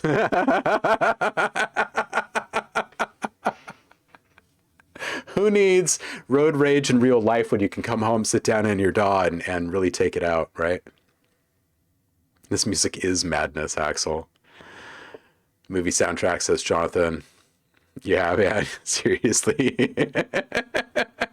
Okay, so the roundabout is newer in Oregon as well. It's been here for several years now. I'm still not quite at peace with it in the places in which they've put it. In the city setting, they seem to work rather well as long as people are intelligent enough to like pay attention when what they should be doing in them. The ones that I don't get, though, are the ones that they put out in the freaking country.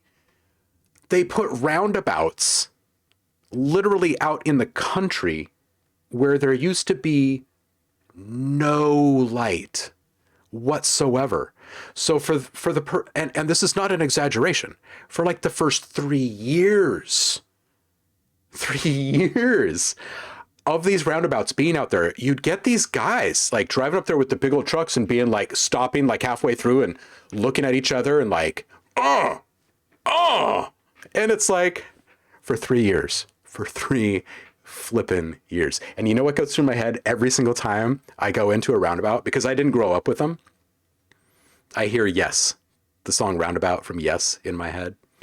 I can't play it here for you, or else I'll get flagged, but I'll be around about.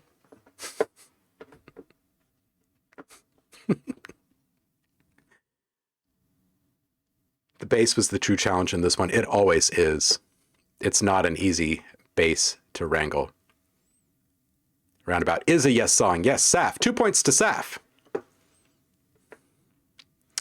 I try to stream like an hour. I got into some gear. Bye, friends, for now. Bye, Liv. Have a good weekend. Have a good stream, too. Trim Tie says we have roundabouts everywhere here.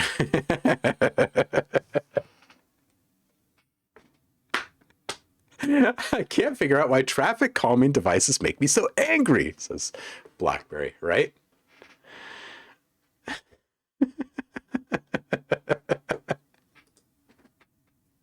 Okay, here we go. He has the album and the CD. Oh, yeah, man. I'm not afraid to say it. I had the 8-track. All right, so Rapture is up next. This is called Synth Cello.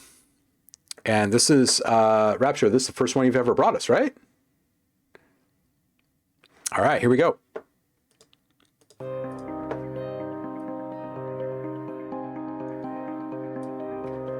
Community Challenge, Monday.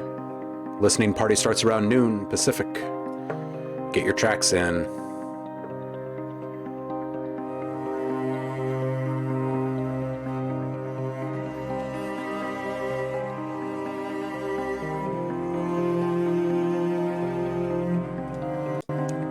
Jonathan, did I just seriously skip over you? I'm so sorry, Jonathan. Let's continue with this since I've already started it. We'll give you some extra love.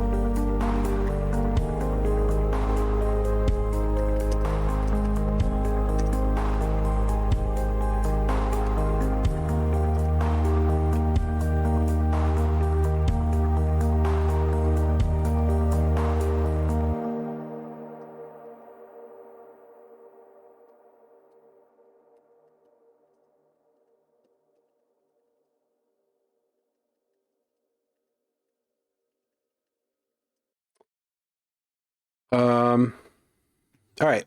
This is really nice. This is really lovely. It's just lovely. I love the feels of the background arps.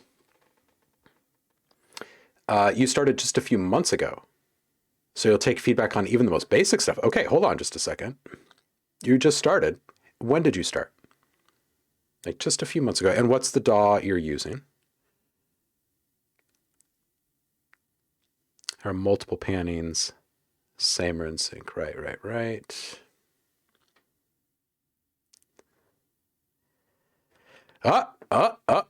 Roku says don't put a limiter on a cello because cellos are sacred here. Seriously. We can't have savages here. That means you have to EQ your reverb and you cannot limit cellos. Don't be a savage. Oh, my savage command is broken? That's unfair.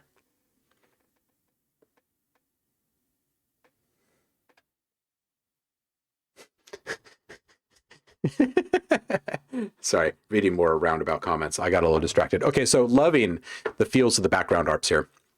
And when this bass comes in, I'm thinking maybe move those arps out just a little bit more to the sides. It fills up the mix so much that I feel that they got not really squeezed, but they were already taking a backseat. They're highly supportive already. But I feel like maybe they just need a little bit more lane to operate in. Anyway, 126, absolutely gorgeous. 135, I'm thinking that the kick is just a touch present. Like it's just a little bit too forward in this mix. When you listen to it in comparison to the snare, and let's just bump back here to the spot that I'm talking about.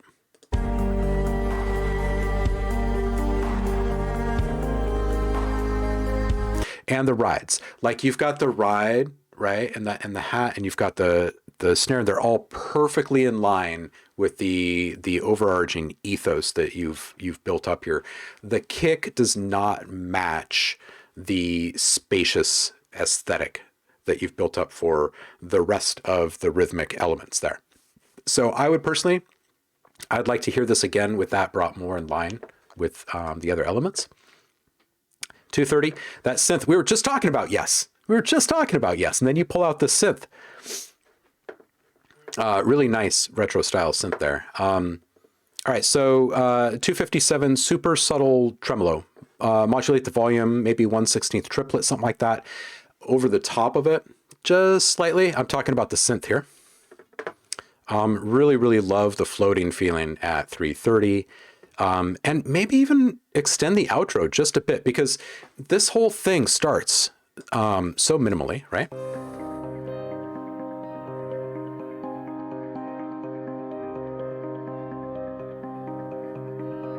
And then when you go listen to the ending,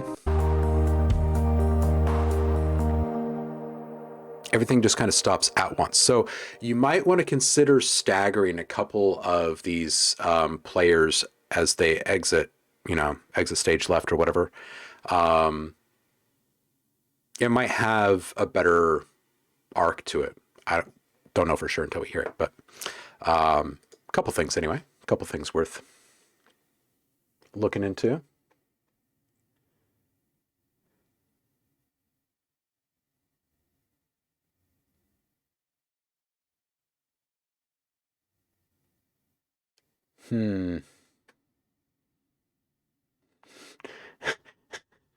Everyone's liking this one. Tremtai says, this is beautiful, my dude. Paul says, very pretty. Heidi says, this is like the gelato afterglow. Tremtai says, I can't get this out of my head, man. The harmonies and the melody, just beautiful, dude. Jafar says, oh, stepped out of the room for a minute and came back to this very moody Vangelisy. Love it. Subvid says, lovely stuff. Paul says, panning in sync. Oh, or Alan Parsons. Yeah.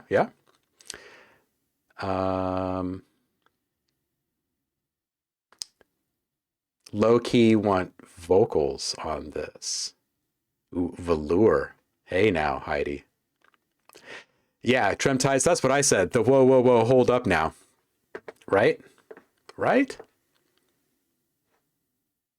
cardinal rules of sound. Less is more. Listen with your own ears first. Think critically and honestly. Did I mention less is more? Do not limit cellos. EQ your reverb, and less is more. Hey, Jonathan says, I've played piano for 11 years. Nice. Paul says, in the end, the ping pong panning was a little disorienting. Axel says, I cut a bit of the low end on the cello because it was resonating a lot. Savage Command is being savage right now. Yes, it is. Yeah, it is. It's a good way of putting it. Axel says, okay, good. Makes sense about the kick. Cool. Blackberry, always listen to what Blackberry says. He's always got a nice little thing, a little summary of his thoughts at the end of tracks here on Feedback Friday, and it's really good to tune in. This is really good. My only comment is, if you're wanting the strings to sound as authentic as possible, think of draw length and bow direction. Not every note would necessarily need to occur on a change of direction, so the attack velocities can be smoother between the notes that may occur quickly on the same string. So smooth that you may notice it has more as a shift of tone instead of a pure change of note. Exactly, right? Think about the finger articulation and the amount of time left on that stroke, right? Yeah, absolutely, absolutely. Music to crank up while you're writing your penny farthing. Absolutely. Oh. Nano says, Tremtaz, I once redlined a master, then sold the track to Roku. Oh. Oh. Roku says, I used the track to resample my toilet, so no harm done. Oh, man. Oh. Oh. Penny farthing, inverted, non... Wait, where did that just go? My chat just jumped. Where did it go? Penny farthing, inverted, non-automated dragster. Monster bicycle madness. Penny farthing is just, they're just big. Just big. All right. Jonathan, we got to give Jonathan a little extra love here because I accidentally skipped over him. I'm sorry about that, homie. All right, here we go. This one is called Eyes. Part of the Ayumi sample challenge.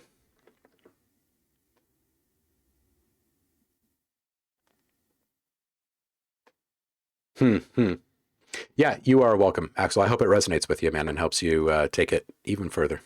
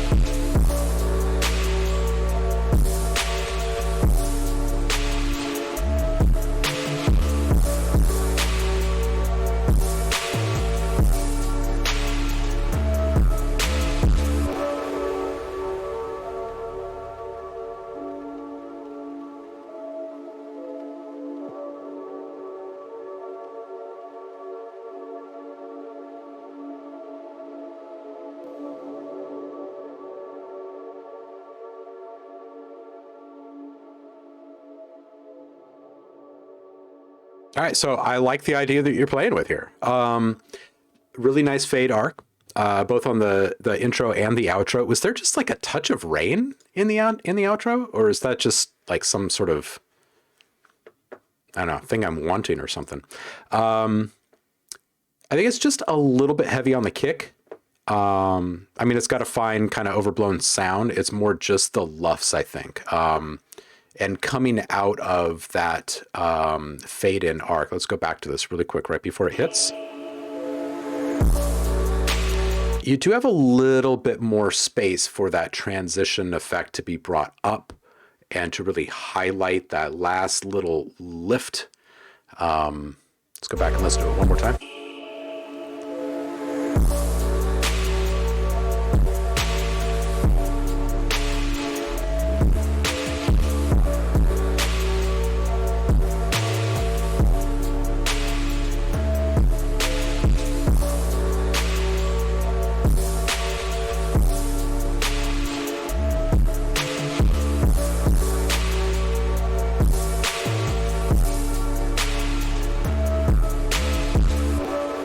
Couple things. Those claps, you could take a little bit of the low end out of the reverb tails on those. I think they'd feel a little bit lighter, and you could even push the decay of that reverb out just a little bit and kind of make it a little bit more vaporish, if you will. Yeah, the big thing I think there is just the luffs on the kick. I think that everything else is sounding pretty tight.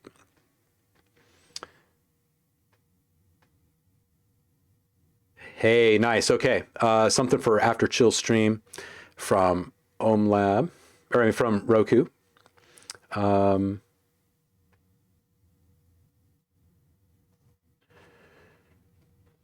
Trap metal wave.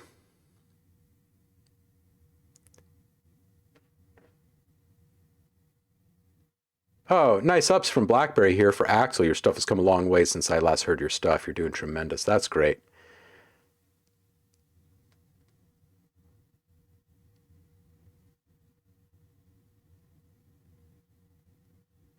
Trap metal wave, the sound of the water sloshing over the divided bulkheads of the Titanic. Whoa. Oh, man. Good memory, BlackBerry. Axel saying, I never posted here unless you heard on Gebro's channel, but yeah, I've been composing, producing each day for the last 4 to 5 months. YouTube is a great source to learn, but also need reviews like this one. BlackBerry said, I heard you on another channel. I remember the name and was impressed with your effort back then. Nice. Yeah, I think everything else is sounding pretty good in this. Just the left side, attend to that and make sure that everything sounds exactly the way that you want it, but within the range of acceptable loudness. And if you have questions about what that is, the range of loudness that is, you can drop a track here on loudnesspenalty.com. They also have a plugin which makes understanding this rather easy, but I honestly just recommend getting to know these rules and keeping a meter open in your projects at all times so you can see the frequency levels of everything, which makes monitoring your subs a lot easier. Goniometer to make sure that your stuff is actually staying where you want it to stay in regards to phase. And then even more importantly for this specific feedback is LUFS versus decibels. Just because you're not clipping in decibels doesn't mean that you're safe with your LUFS. Once you get to a certain point in LUFS, if you go over, all of the sites are turning your stuff down anyway. You should be in charge of that. The other thing to take into consideration with loudness, with a sound like this, like these kind of overblown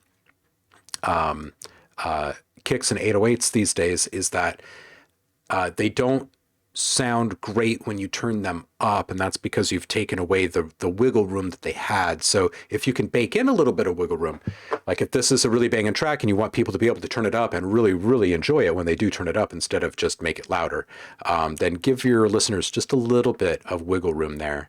And that goes a long way. That goes a long way. Self-titled producer, right?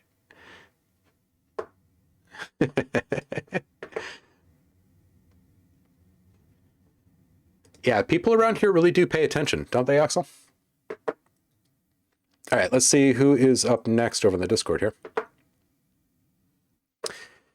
Sharing a track from my album I released last year. It's an improvised piece with one guitar being resampled through granular synthesis and played with as a jam with the granular synthesizers. Just happy to share for the end of the stream. Awesome. I will play that at the end then. Nice. We've got a little bit of time left. Anybody else posting here? I don't think so. Got a couple people sliding in. Welcome in on Loose, on Flow, Jonathan, and Rapture. First time into the Discord. Y'all call my sounds farts. Oh, that's hilarious. I did, though. I made a cinematic fart, apparently.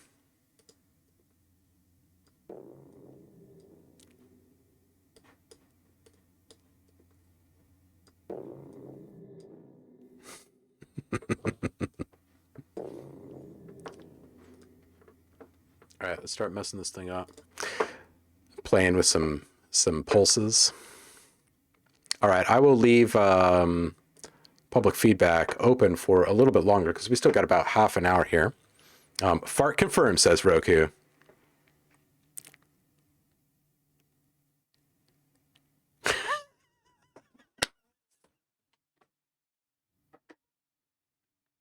Just fun fact for the day, coming in from BlackBerry, sugar, salt, sand, the types of granular bits that are uncomfortable if they get in your underwear.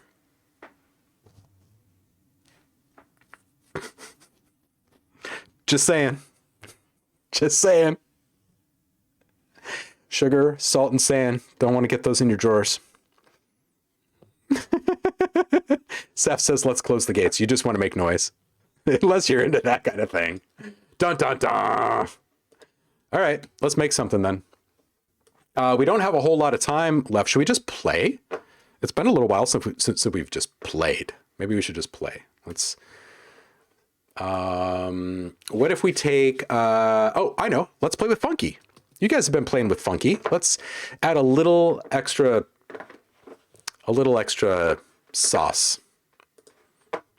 You guys are heading into the last weekend, last couple of days. Monday, we will reconvene and we will have our listening party and our voting for the monthly challenge. Every month, for those who are tuned in and you haven't grabbed this yet, if you're currently subscribed to the channel, you hit the Discord in the subscriber rewards channel and you get a free sound pack every month. This month is Funky, which is a bunch of weird, wacky, off-the-wall, comb filtery goodness, drum toppers, rhythm toppers, beat toppers.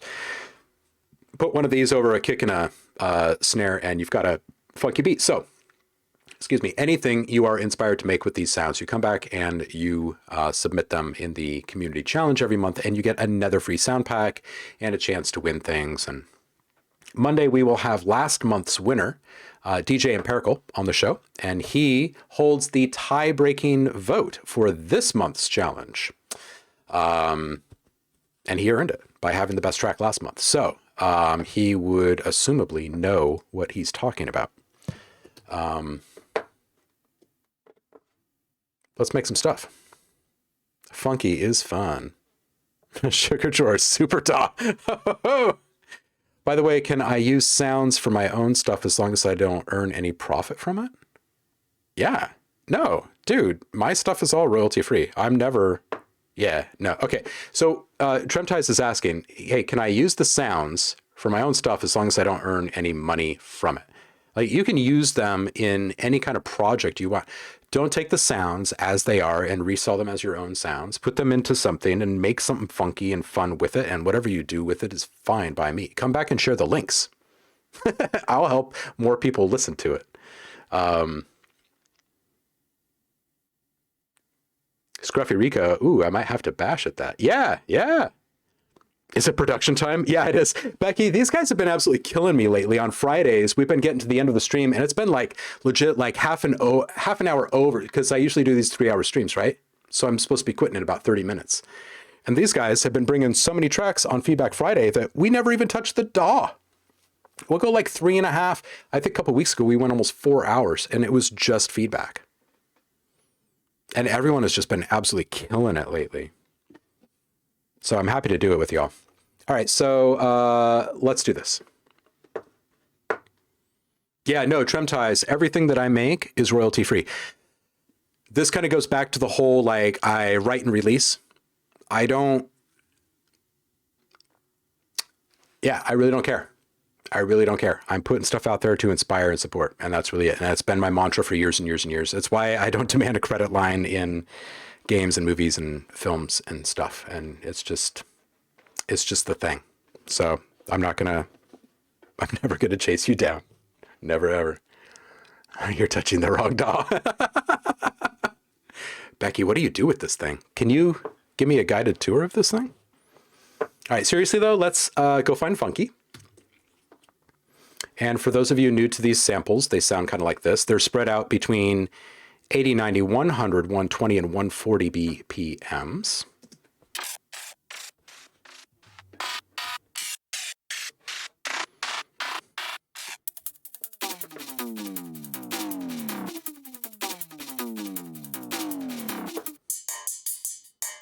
I made these a while back, a few years ago, and if I remember correctly, I was using Tim Exile, the Finger, I believe.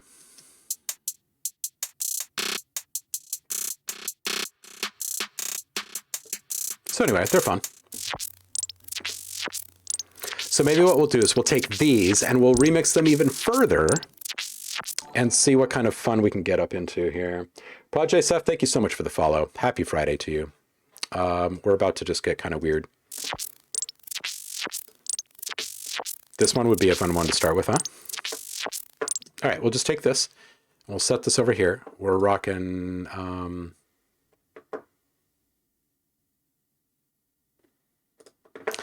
let's do 90. And we'll just... oops.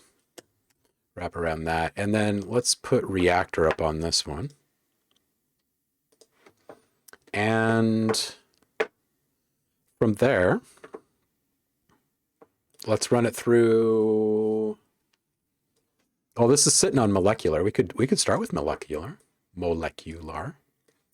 So we're just going to open up our side chain and bring in that sound so we can mute this one, solo this one, and hit play.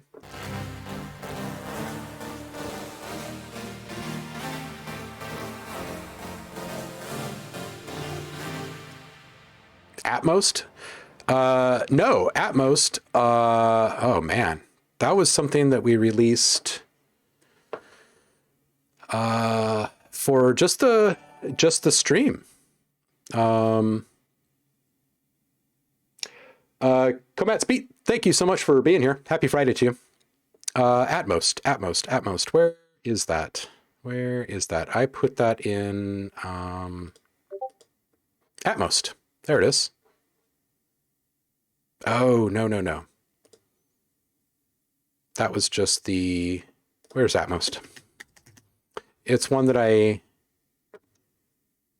put out for just the ohmies. Here it is. Oh, it's in my Twitch folder, of course. So that's what these are. I had a total of 7 presets and 20 samples. This was at the end of something.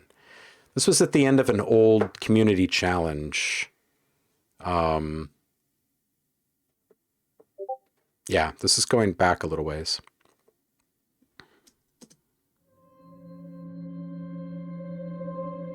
Are these up still on the Discord?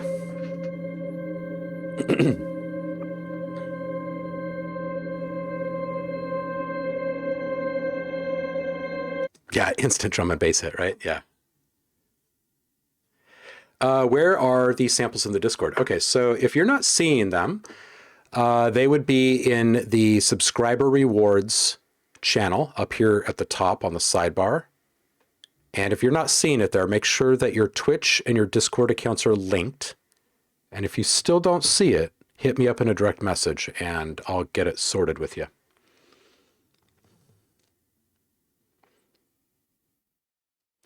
Cool. Okay, we're going to circle back and we're going to hit these in just a sec, you guys. Let's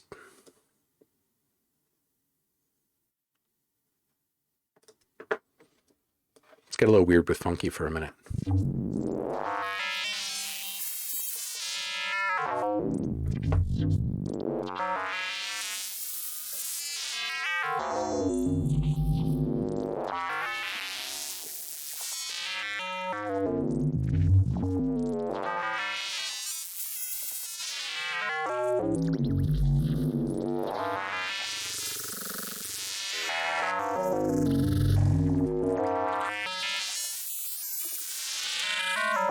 Put this over a kick.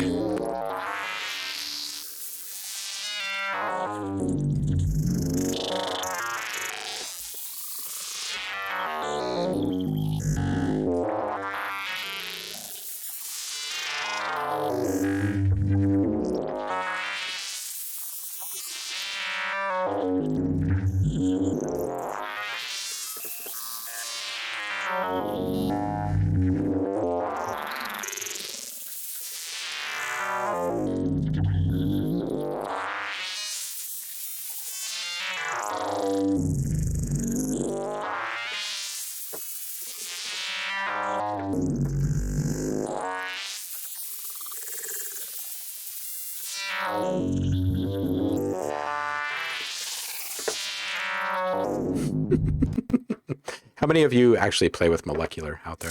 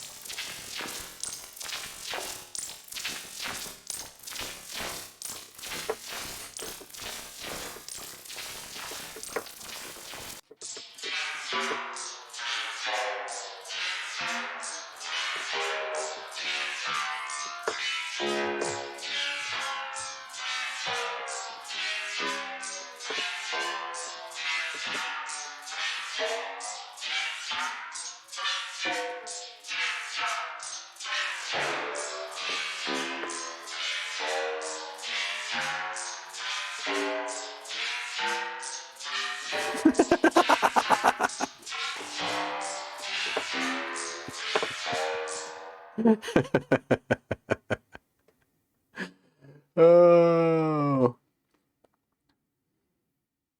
And if you still don't see it, put your contacts in.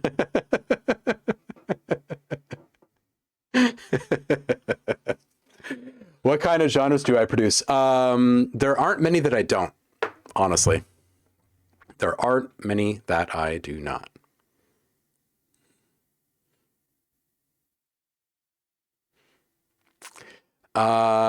Cool. Got him. Excellent, Rico. Let's see where it goes. Yeah. So you got until Monday.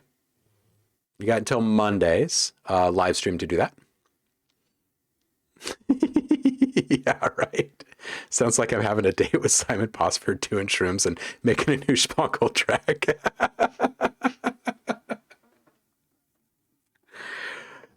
Axel says, could you explain what you're doing? I kind of feel like you're triggering the synth with the audio file. That's exactly what it is. So I have routed the audio from this track that's muted right here from my arrangement window, and I'm sending the audio through Reaktor, and Reaktor has this ensemble inside of it loaded that's called Molecular, and Molecular is this nice little, think of it as like a pedal board, okay? Like these are stomp boxes kind of, right? There's a whole bunch of them. There's just a ton of different DSP options in here.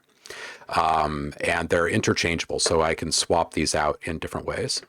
And then these are macros. There's macro 1, 2, 3, and 4. The most interesting thing about Molecular, though, is that not only does it allow you to play with manipulating multiple parameters with the twist of a single knob, which is what a macro does, right?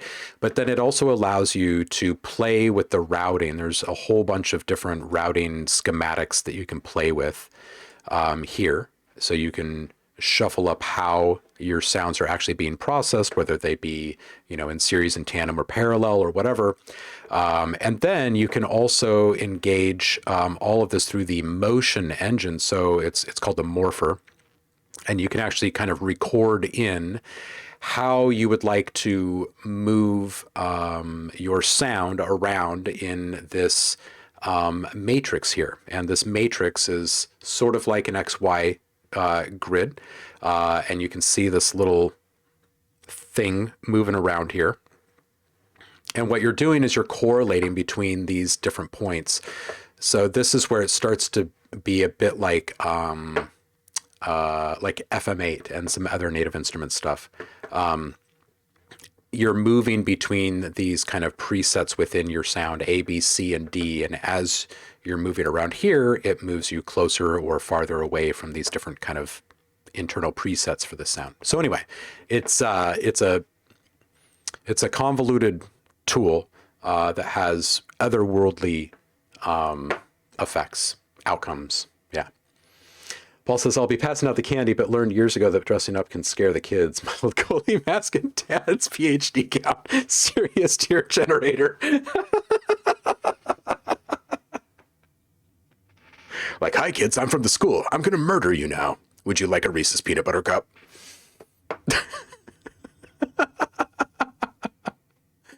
Oh, man. Rico, yeah, dude, go progressive on it. Go all the way. The sounds are whatever you want them to be. Seriously, whatever you are inspired to make. Do I make drill? Not on my own. Like if I have to, like if we're going to introduce a new product line or a new library or something, I will. But I don't make it on my own, Beck. I usually dwell in the realm of banging Boston House. Have you heard of Boston House? That's kind of where I dwell the most.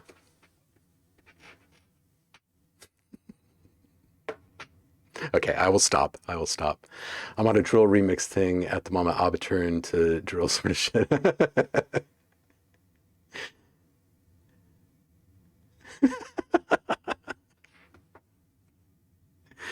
Oh, man.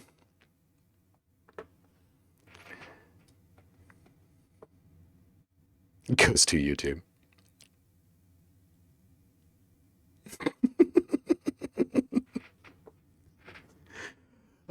Okay, so you have reactor, but not molecular. We'll have to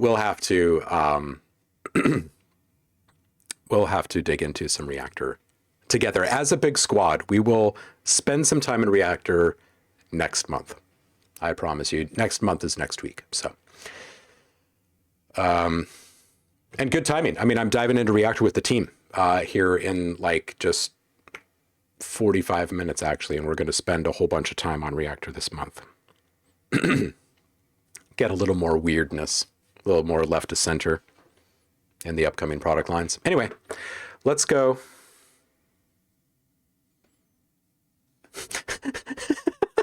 So much confusion. I have difficulty keeping my room organized, but the man mashes ABBA with drill. Oh. Boston House is the best. All right, let's hit the Discord really quick and get these guys. All right, so next up is JSF. Let's pull up the words. Let's get this thing going.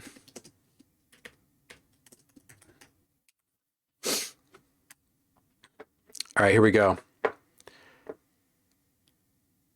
Oh, wait, hold on a second. Oh, it's a type beat. Okay, sorry. I read that for a split second as some kind of a remix, but this is totally fine.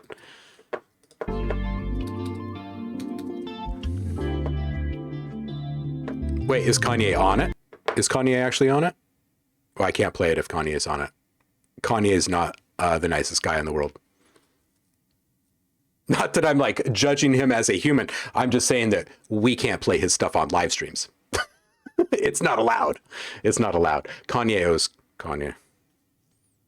Nah, he ain't. Okay. I feel like it's something I did before. Might be wrong. Just type B. Okay, cool.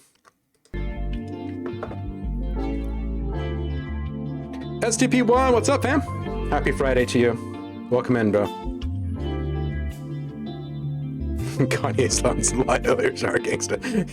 It's like the most gangsta people in his crew.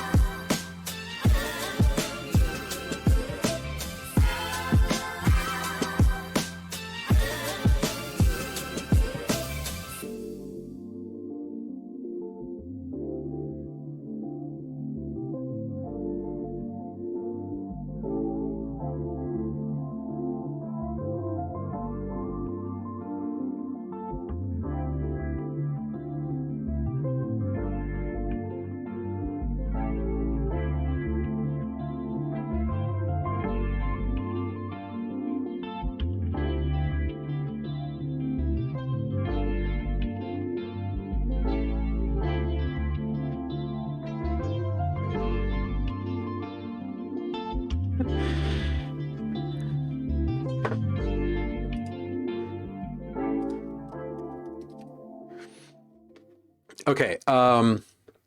This is great. I'm not laughing at the track. I am laughing at on Andremia's ship. It's not called a coffee machine. It's called a stimulator simulator, of course. Kanye Mafia. Yeah. They will even take your underwear, probably. Can we have Disney type beats? Yes, Becky. For you, we can have Disney type beats. We'll make princess beats a thing.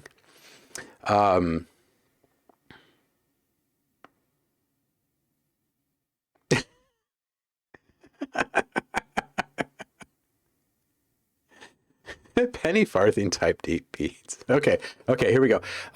Okay. So the very first comment I have is the sub married to the kick?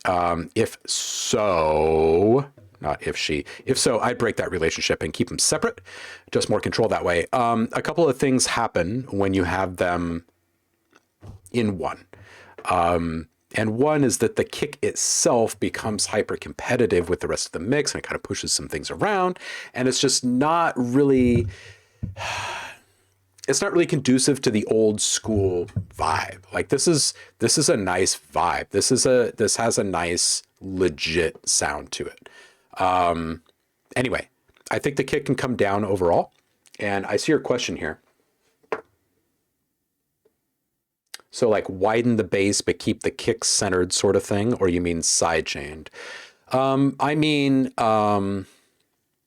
if they are separate tracks, we should duck the sub when the kick hits, and we should also be really aware of the level of the sub. If you don't have a good way to monitor your subs, like by like an actual subwoofer, right, or really high quality headphones, you can use an analyzer and just become keenly aware of how loud your subs are comparatively, like compared to the rest of the frequencies in your mix.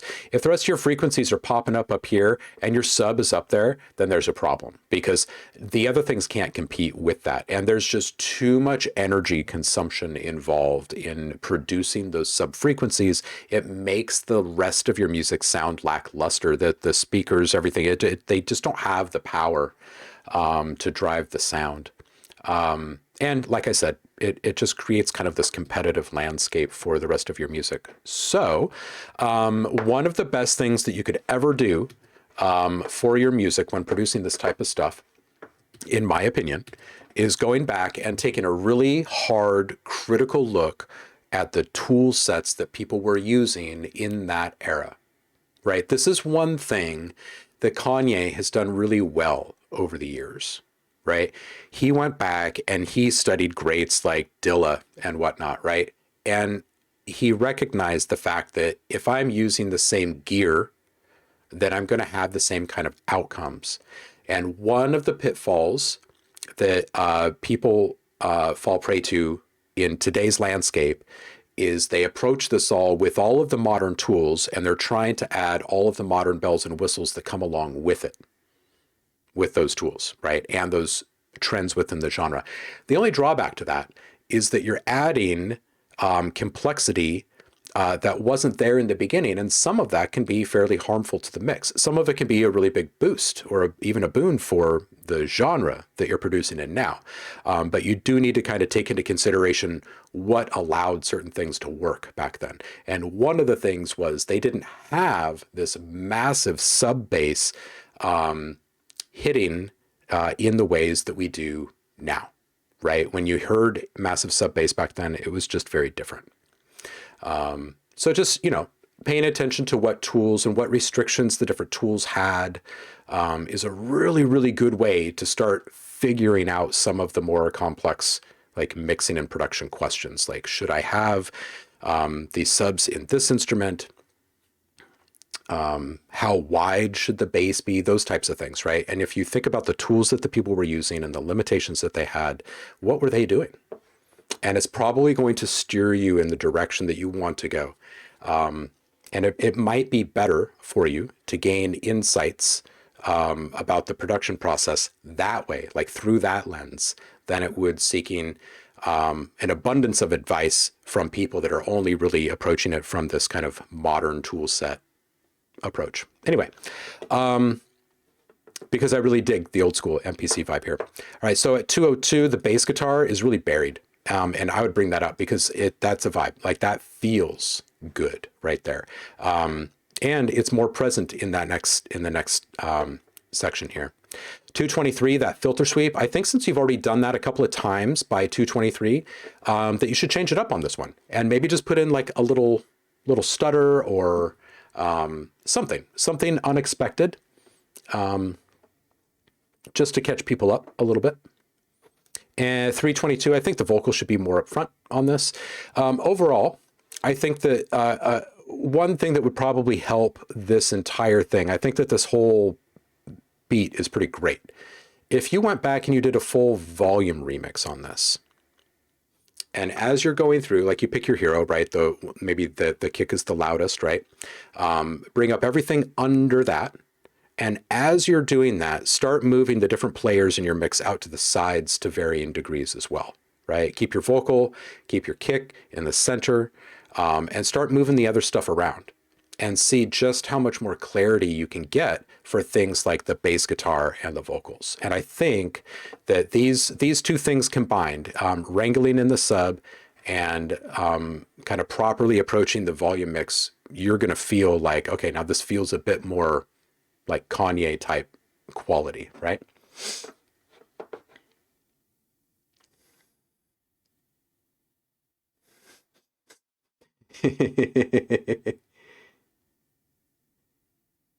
Roku says, I'm kind of annoyed with the mix. This is the kind of mix I want to polish like hard. OhmLab, if you know what I mean.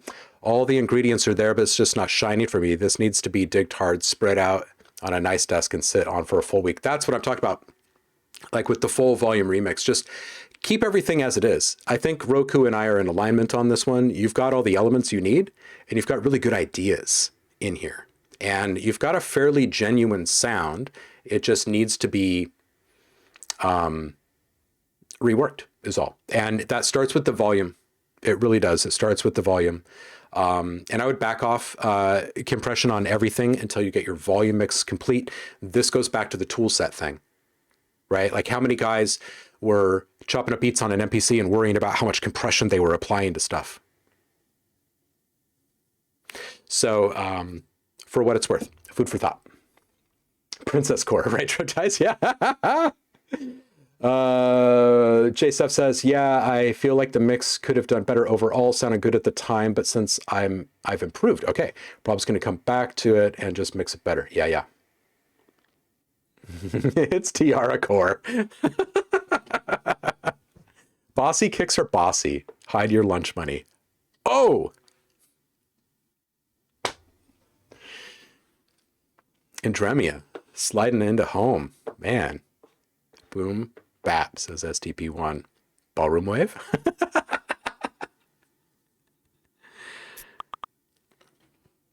Zach says, what is the reason for two similar instruments at the same level sounding imbalanced?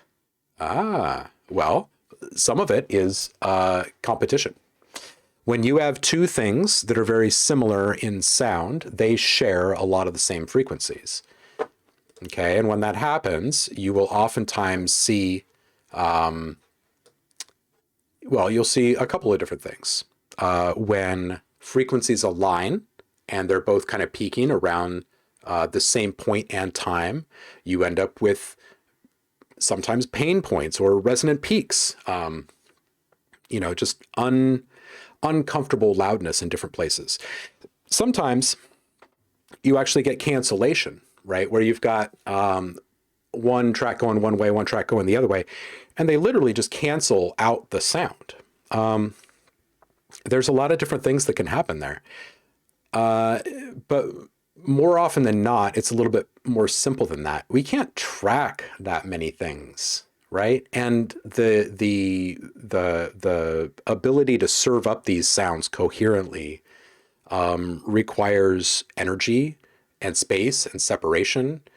And then that allows our ears to track those things independently from one another.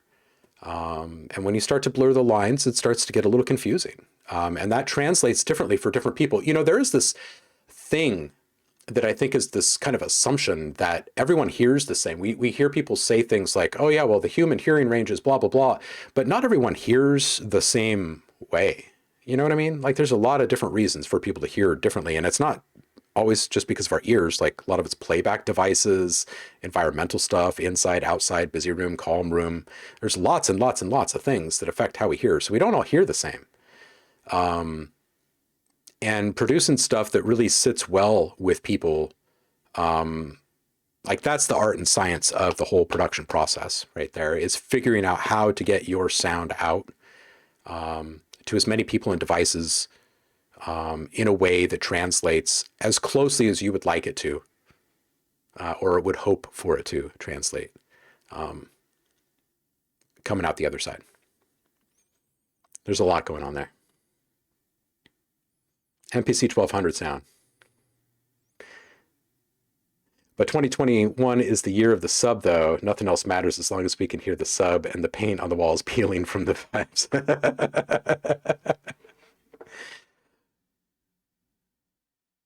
Minimalist guy in the chat says, I feel like there should be more focus on the mids. I hear you, Saf. Found the drums made the vocals, etc. sound like samples. Hard not to with this style of music. But be aware that a freak analyzer doesn't show you the phase angle, only overall amplitude at a given moment. So you could visually have a huge amount of any given frequency that when cumulatively summed, it but individually does not voice. Yeah. JSF saying, appreciate all this feedback. I'll take it all on board. Valuable gems right there. Yeah, absolutely. 100%. STP1 gems. Thank you, sir. Great insight. Thank you, Zach. All right, heading out. Thanks again for all the feedback. See you later, Axel. Thank you so much for spending time with us. Peace out. We'll see you on the flip. Come back on Monday for the community listening party and voting. Sensory gating. Boom. Right there. Right there. Becky says, and people have selective hearing where they choose whether they want to listen. Oh, yeah, 100%. There's so many things, right, that influence us. And yeah. All right, last one. Comcats. It's a great name. All right, here we go.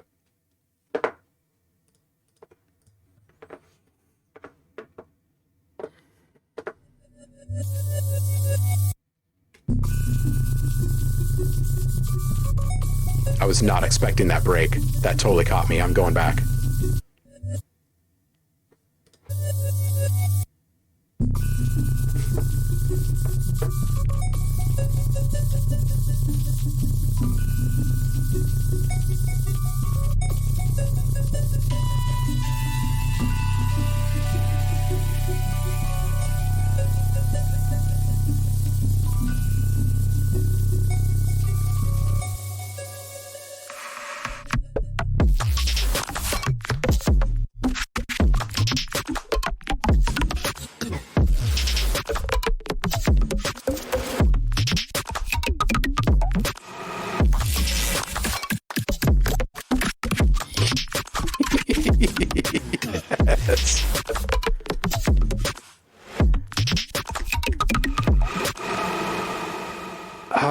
One more time.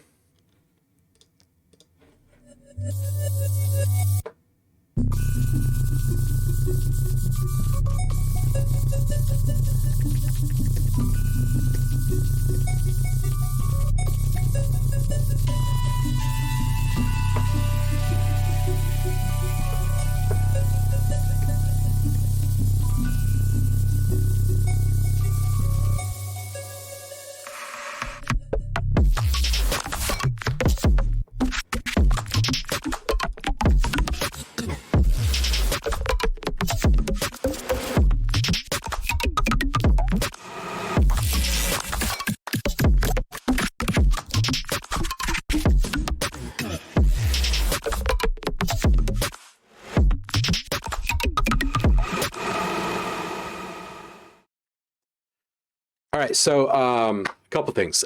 This really quick stock gap here is either error or cool if it's just one. It's clever or a genius if you repeat it again. So consider another at 05. Make people wondering what the hell's happening with their playback. 16 seconds in, lovely. Lovely. I feel like you are setting people up to be caught off guard.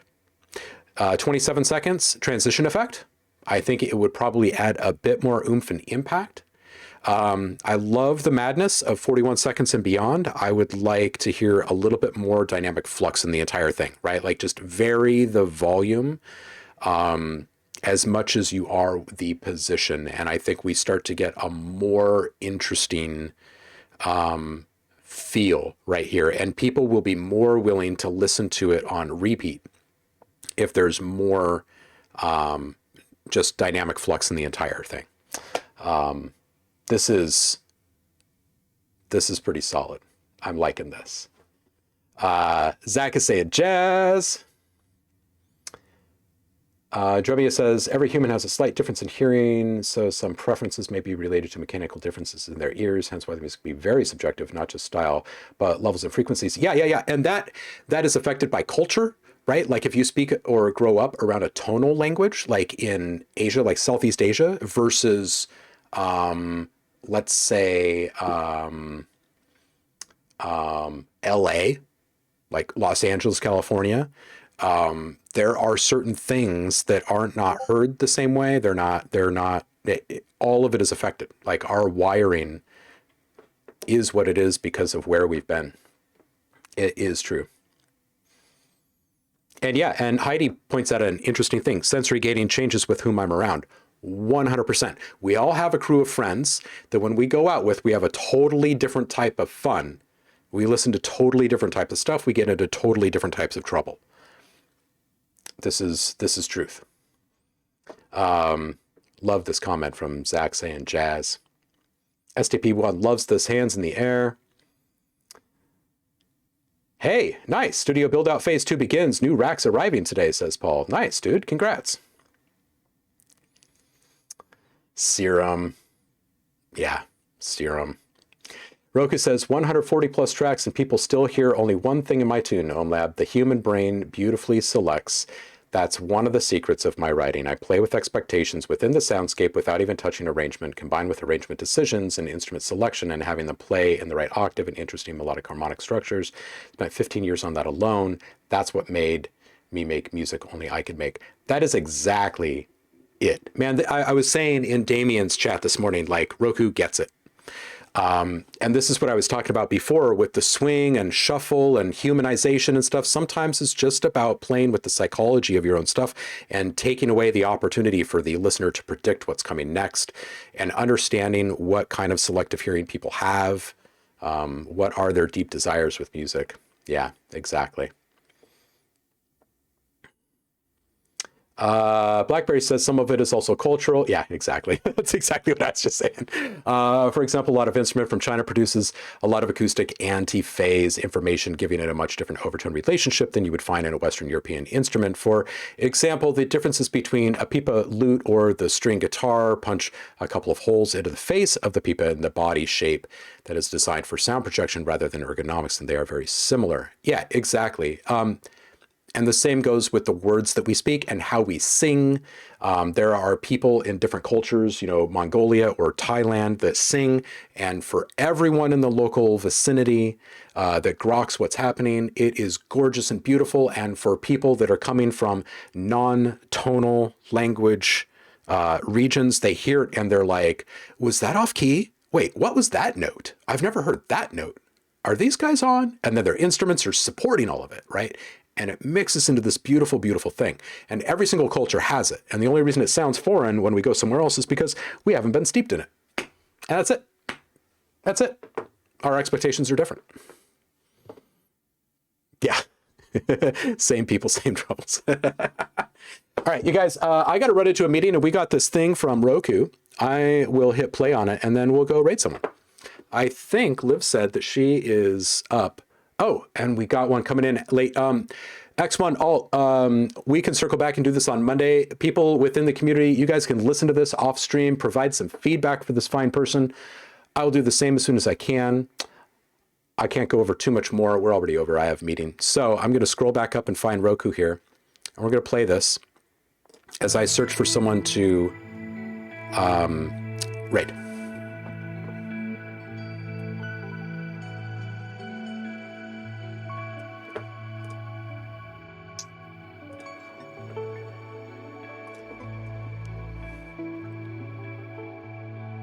Happy Halloween, Heidi.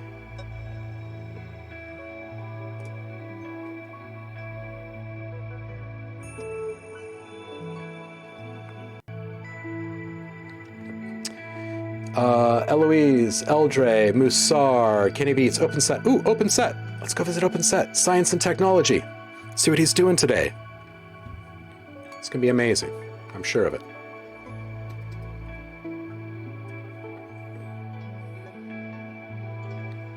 Roku. This is beautiful. This is beautiful, of course.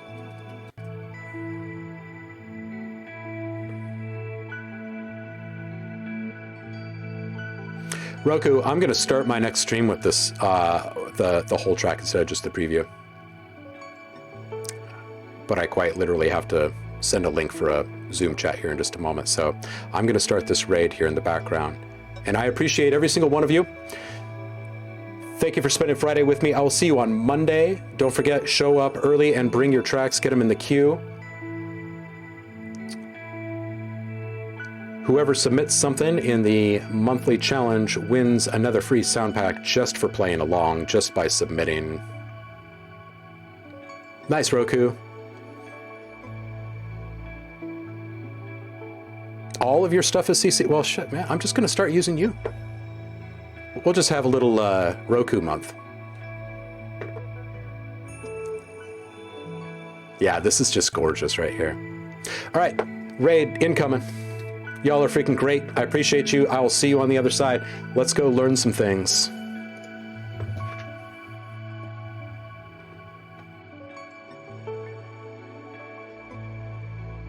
Y'all have a wonderful weekend. Stay safe out there for Halloween.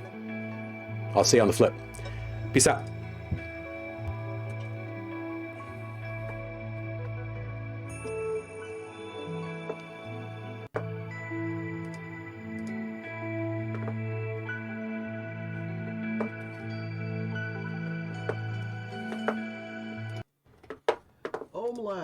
OhmLab, welcome in.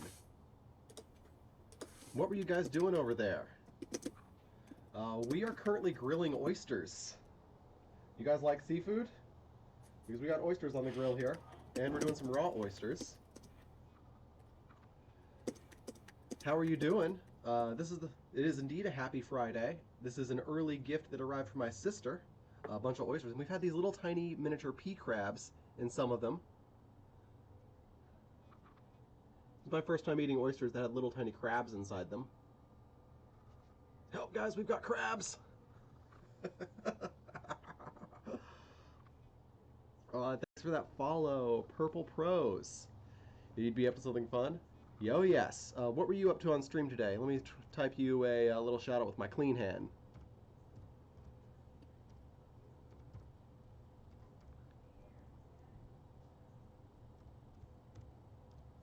Twitch.tv/OhmLab, right? Yeah. Feedback Friday, always a good time. Excellent.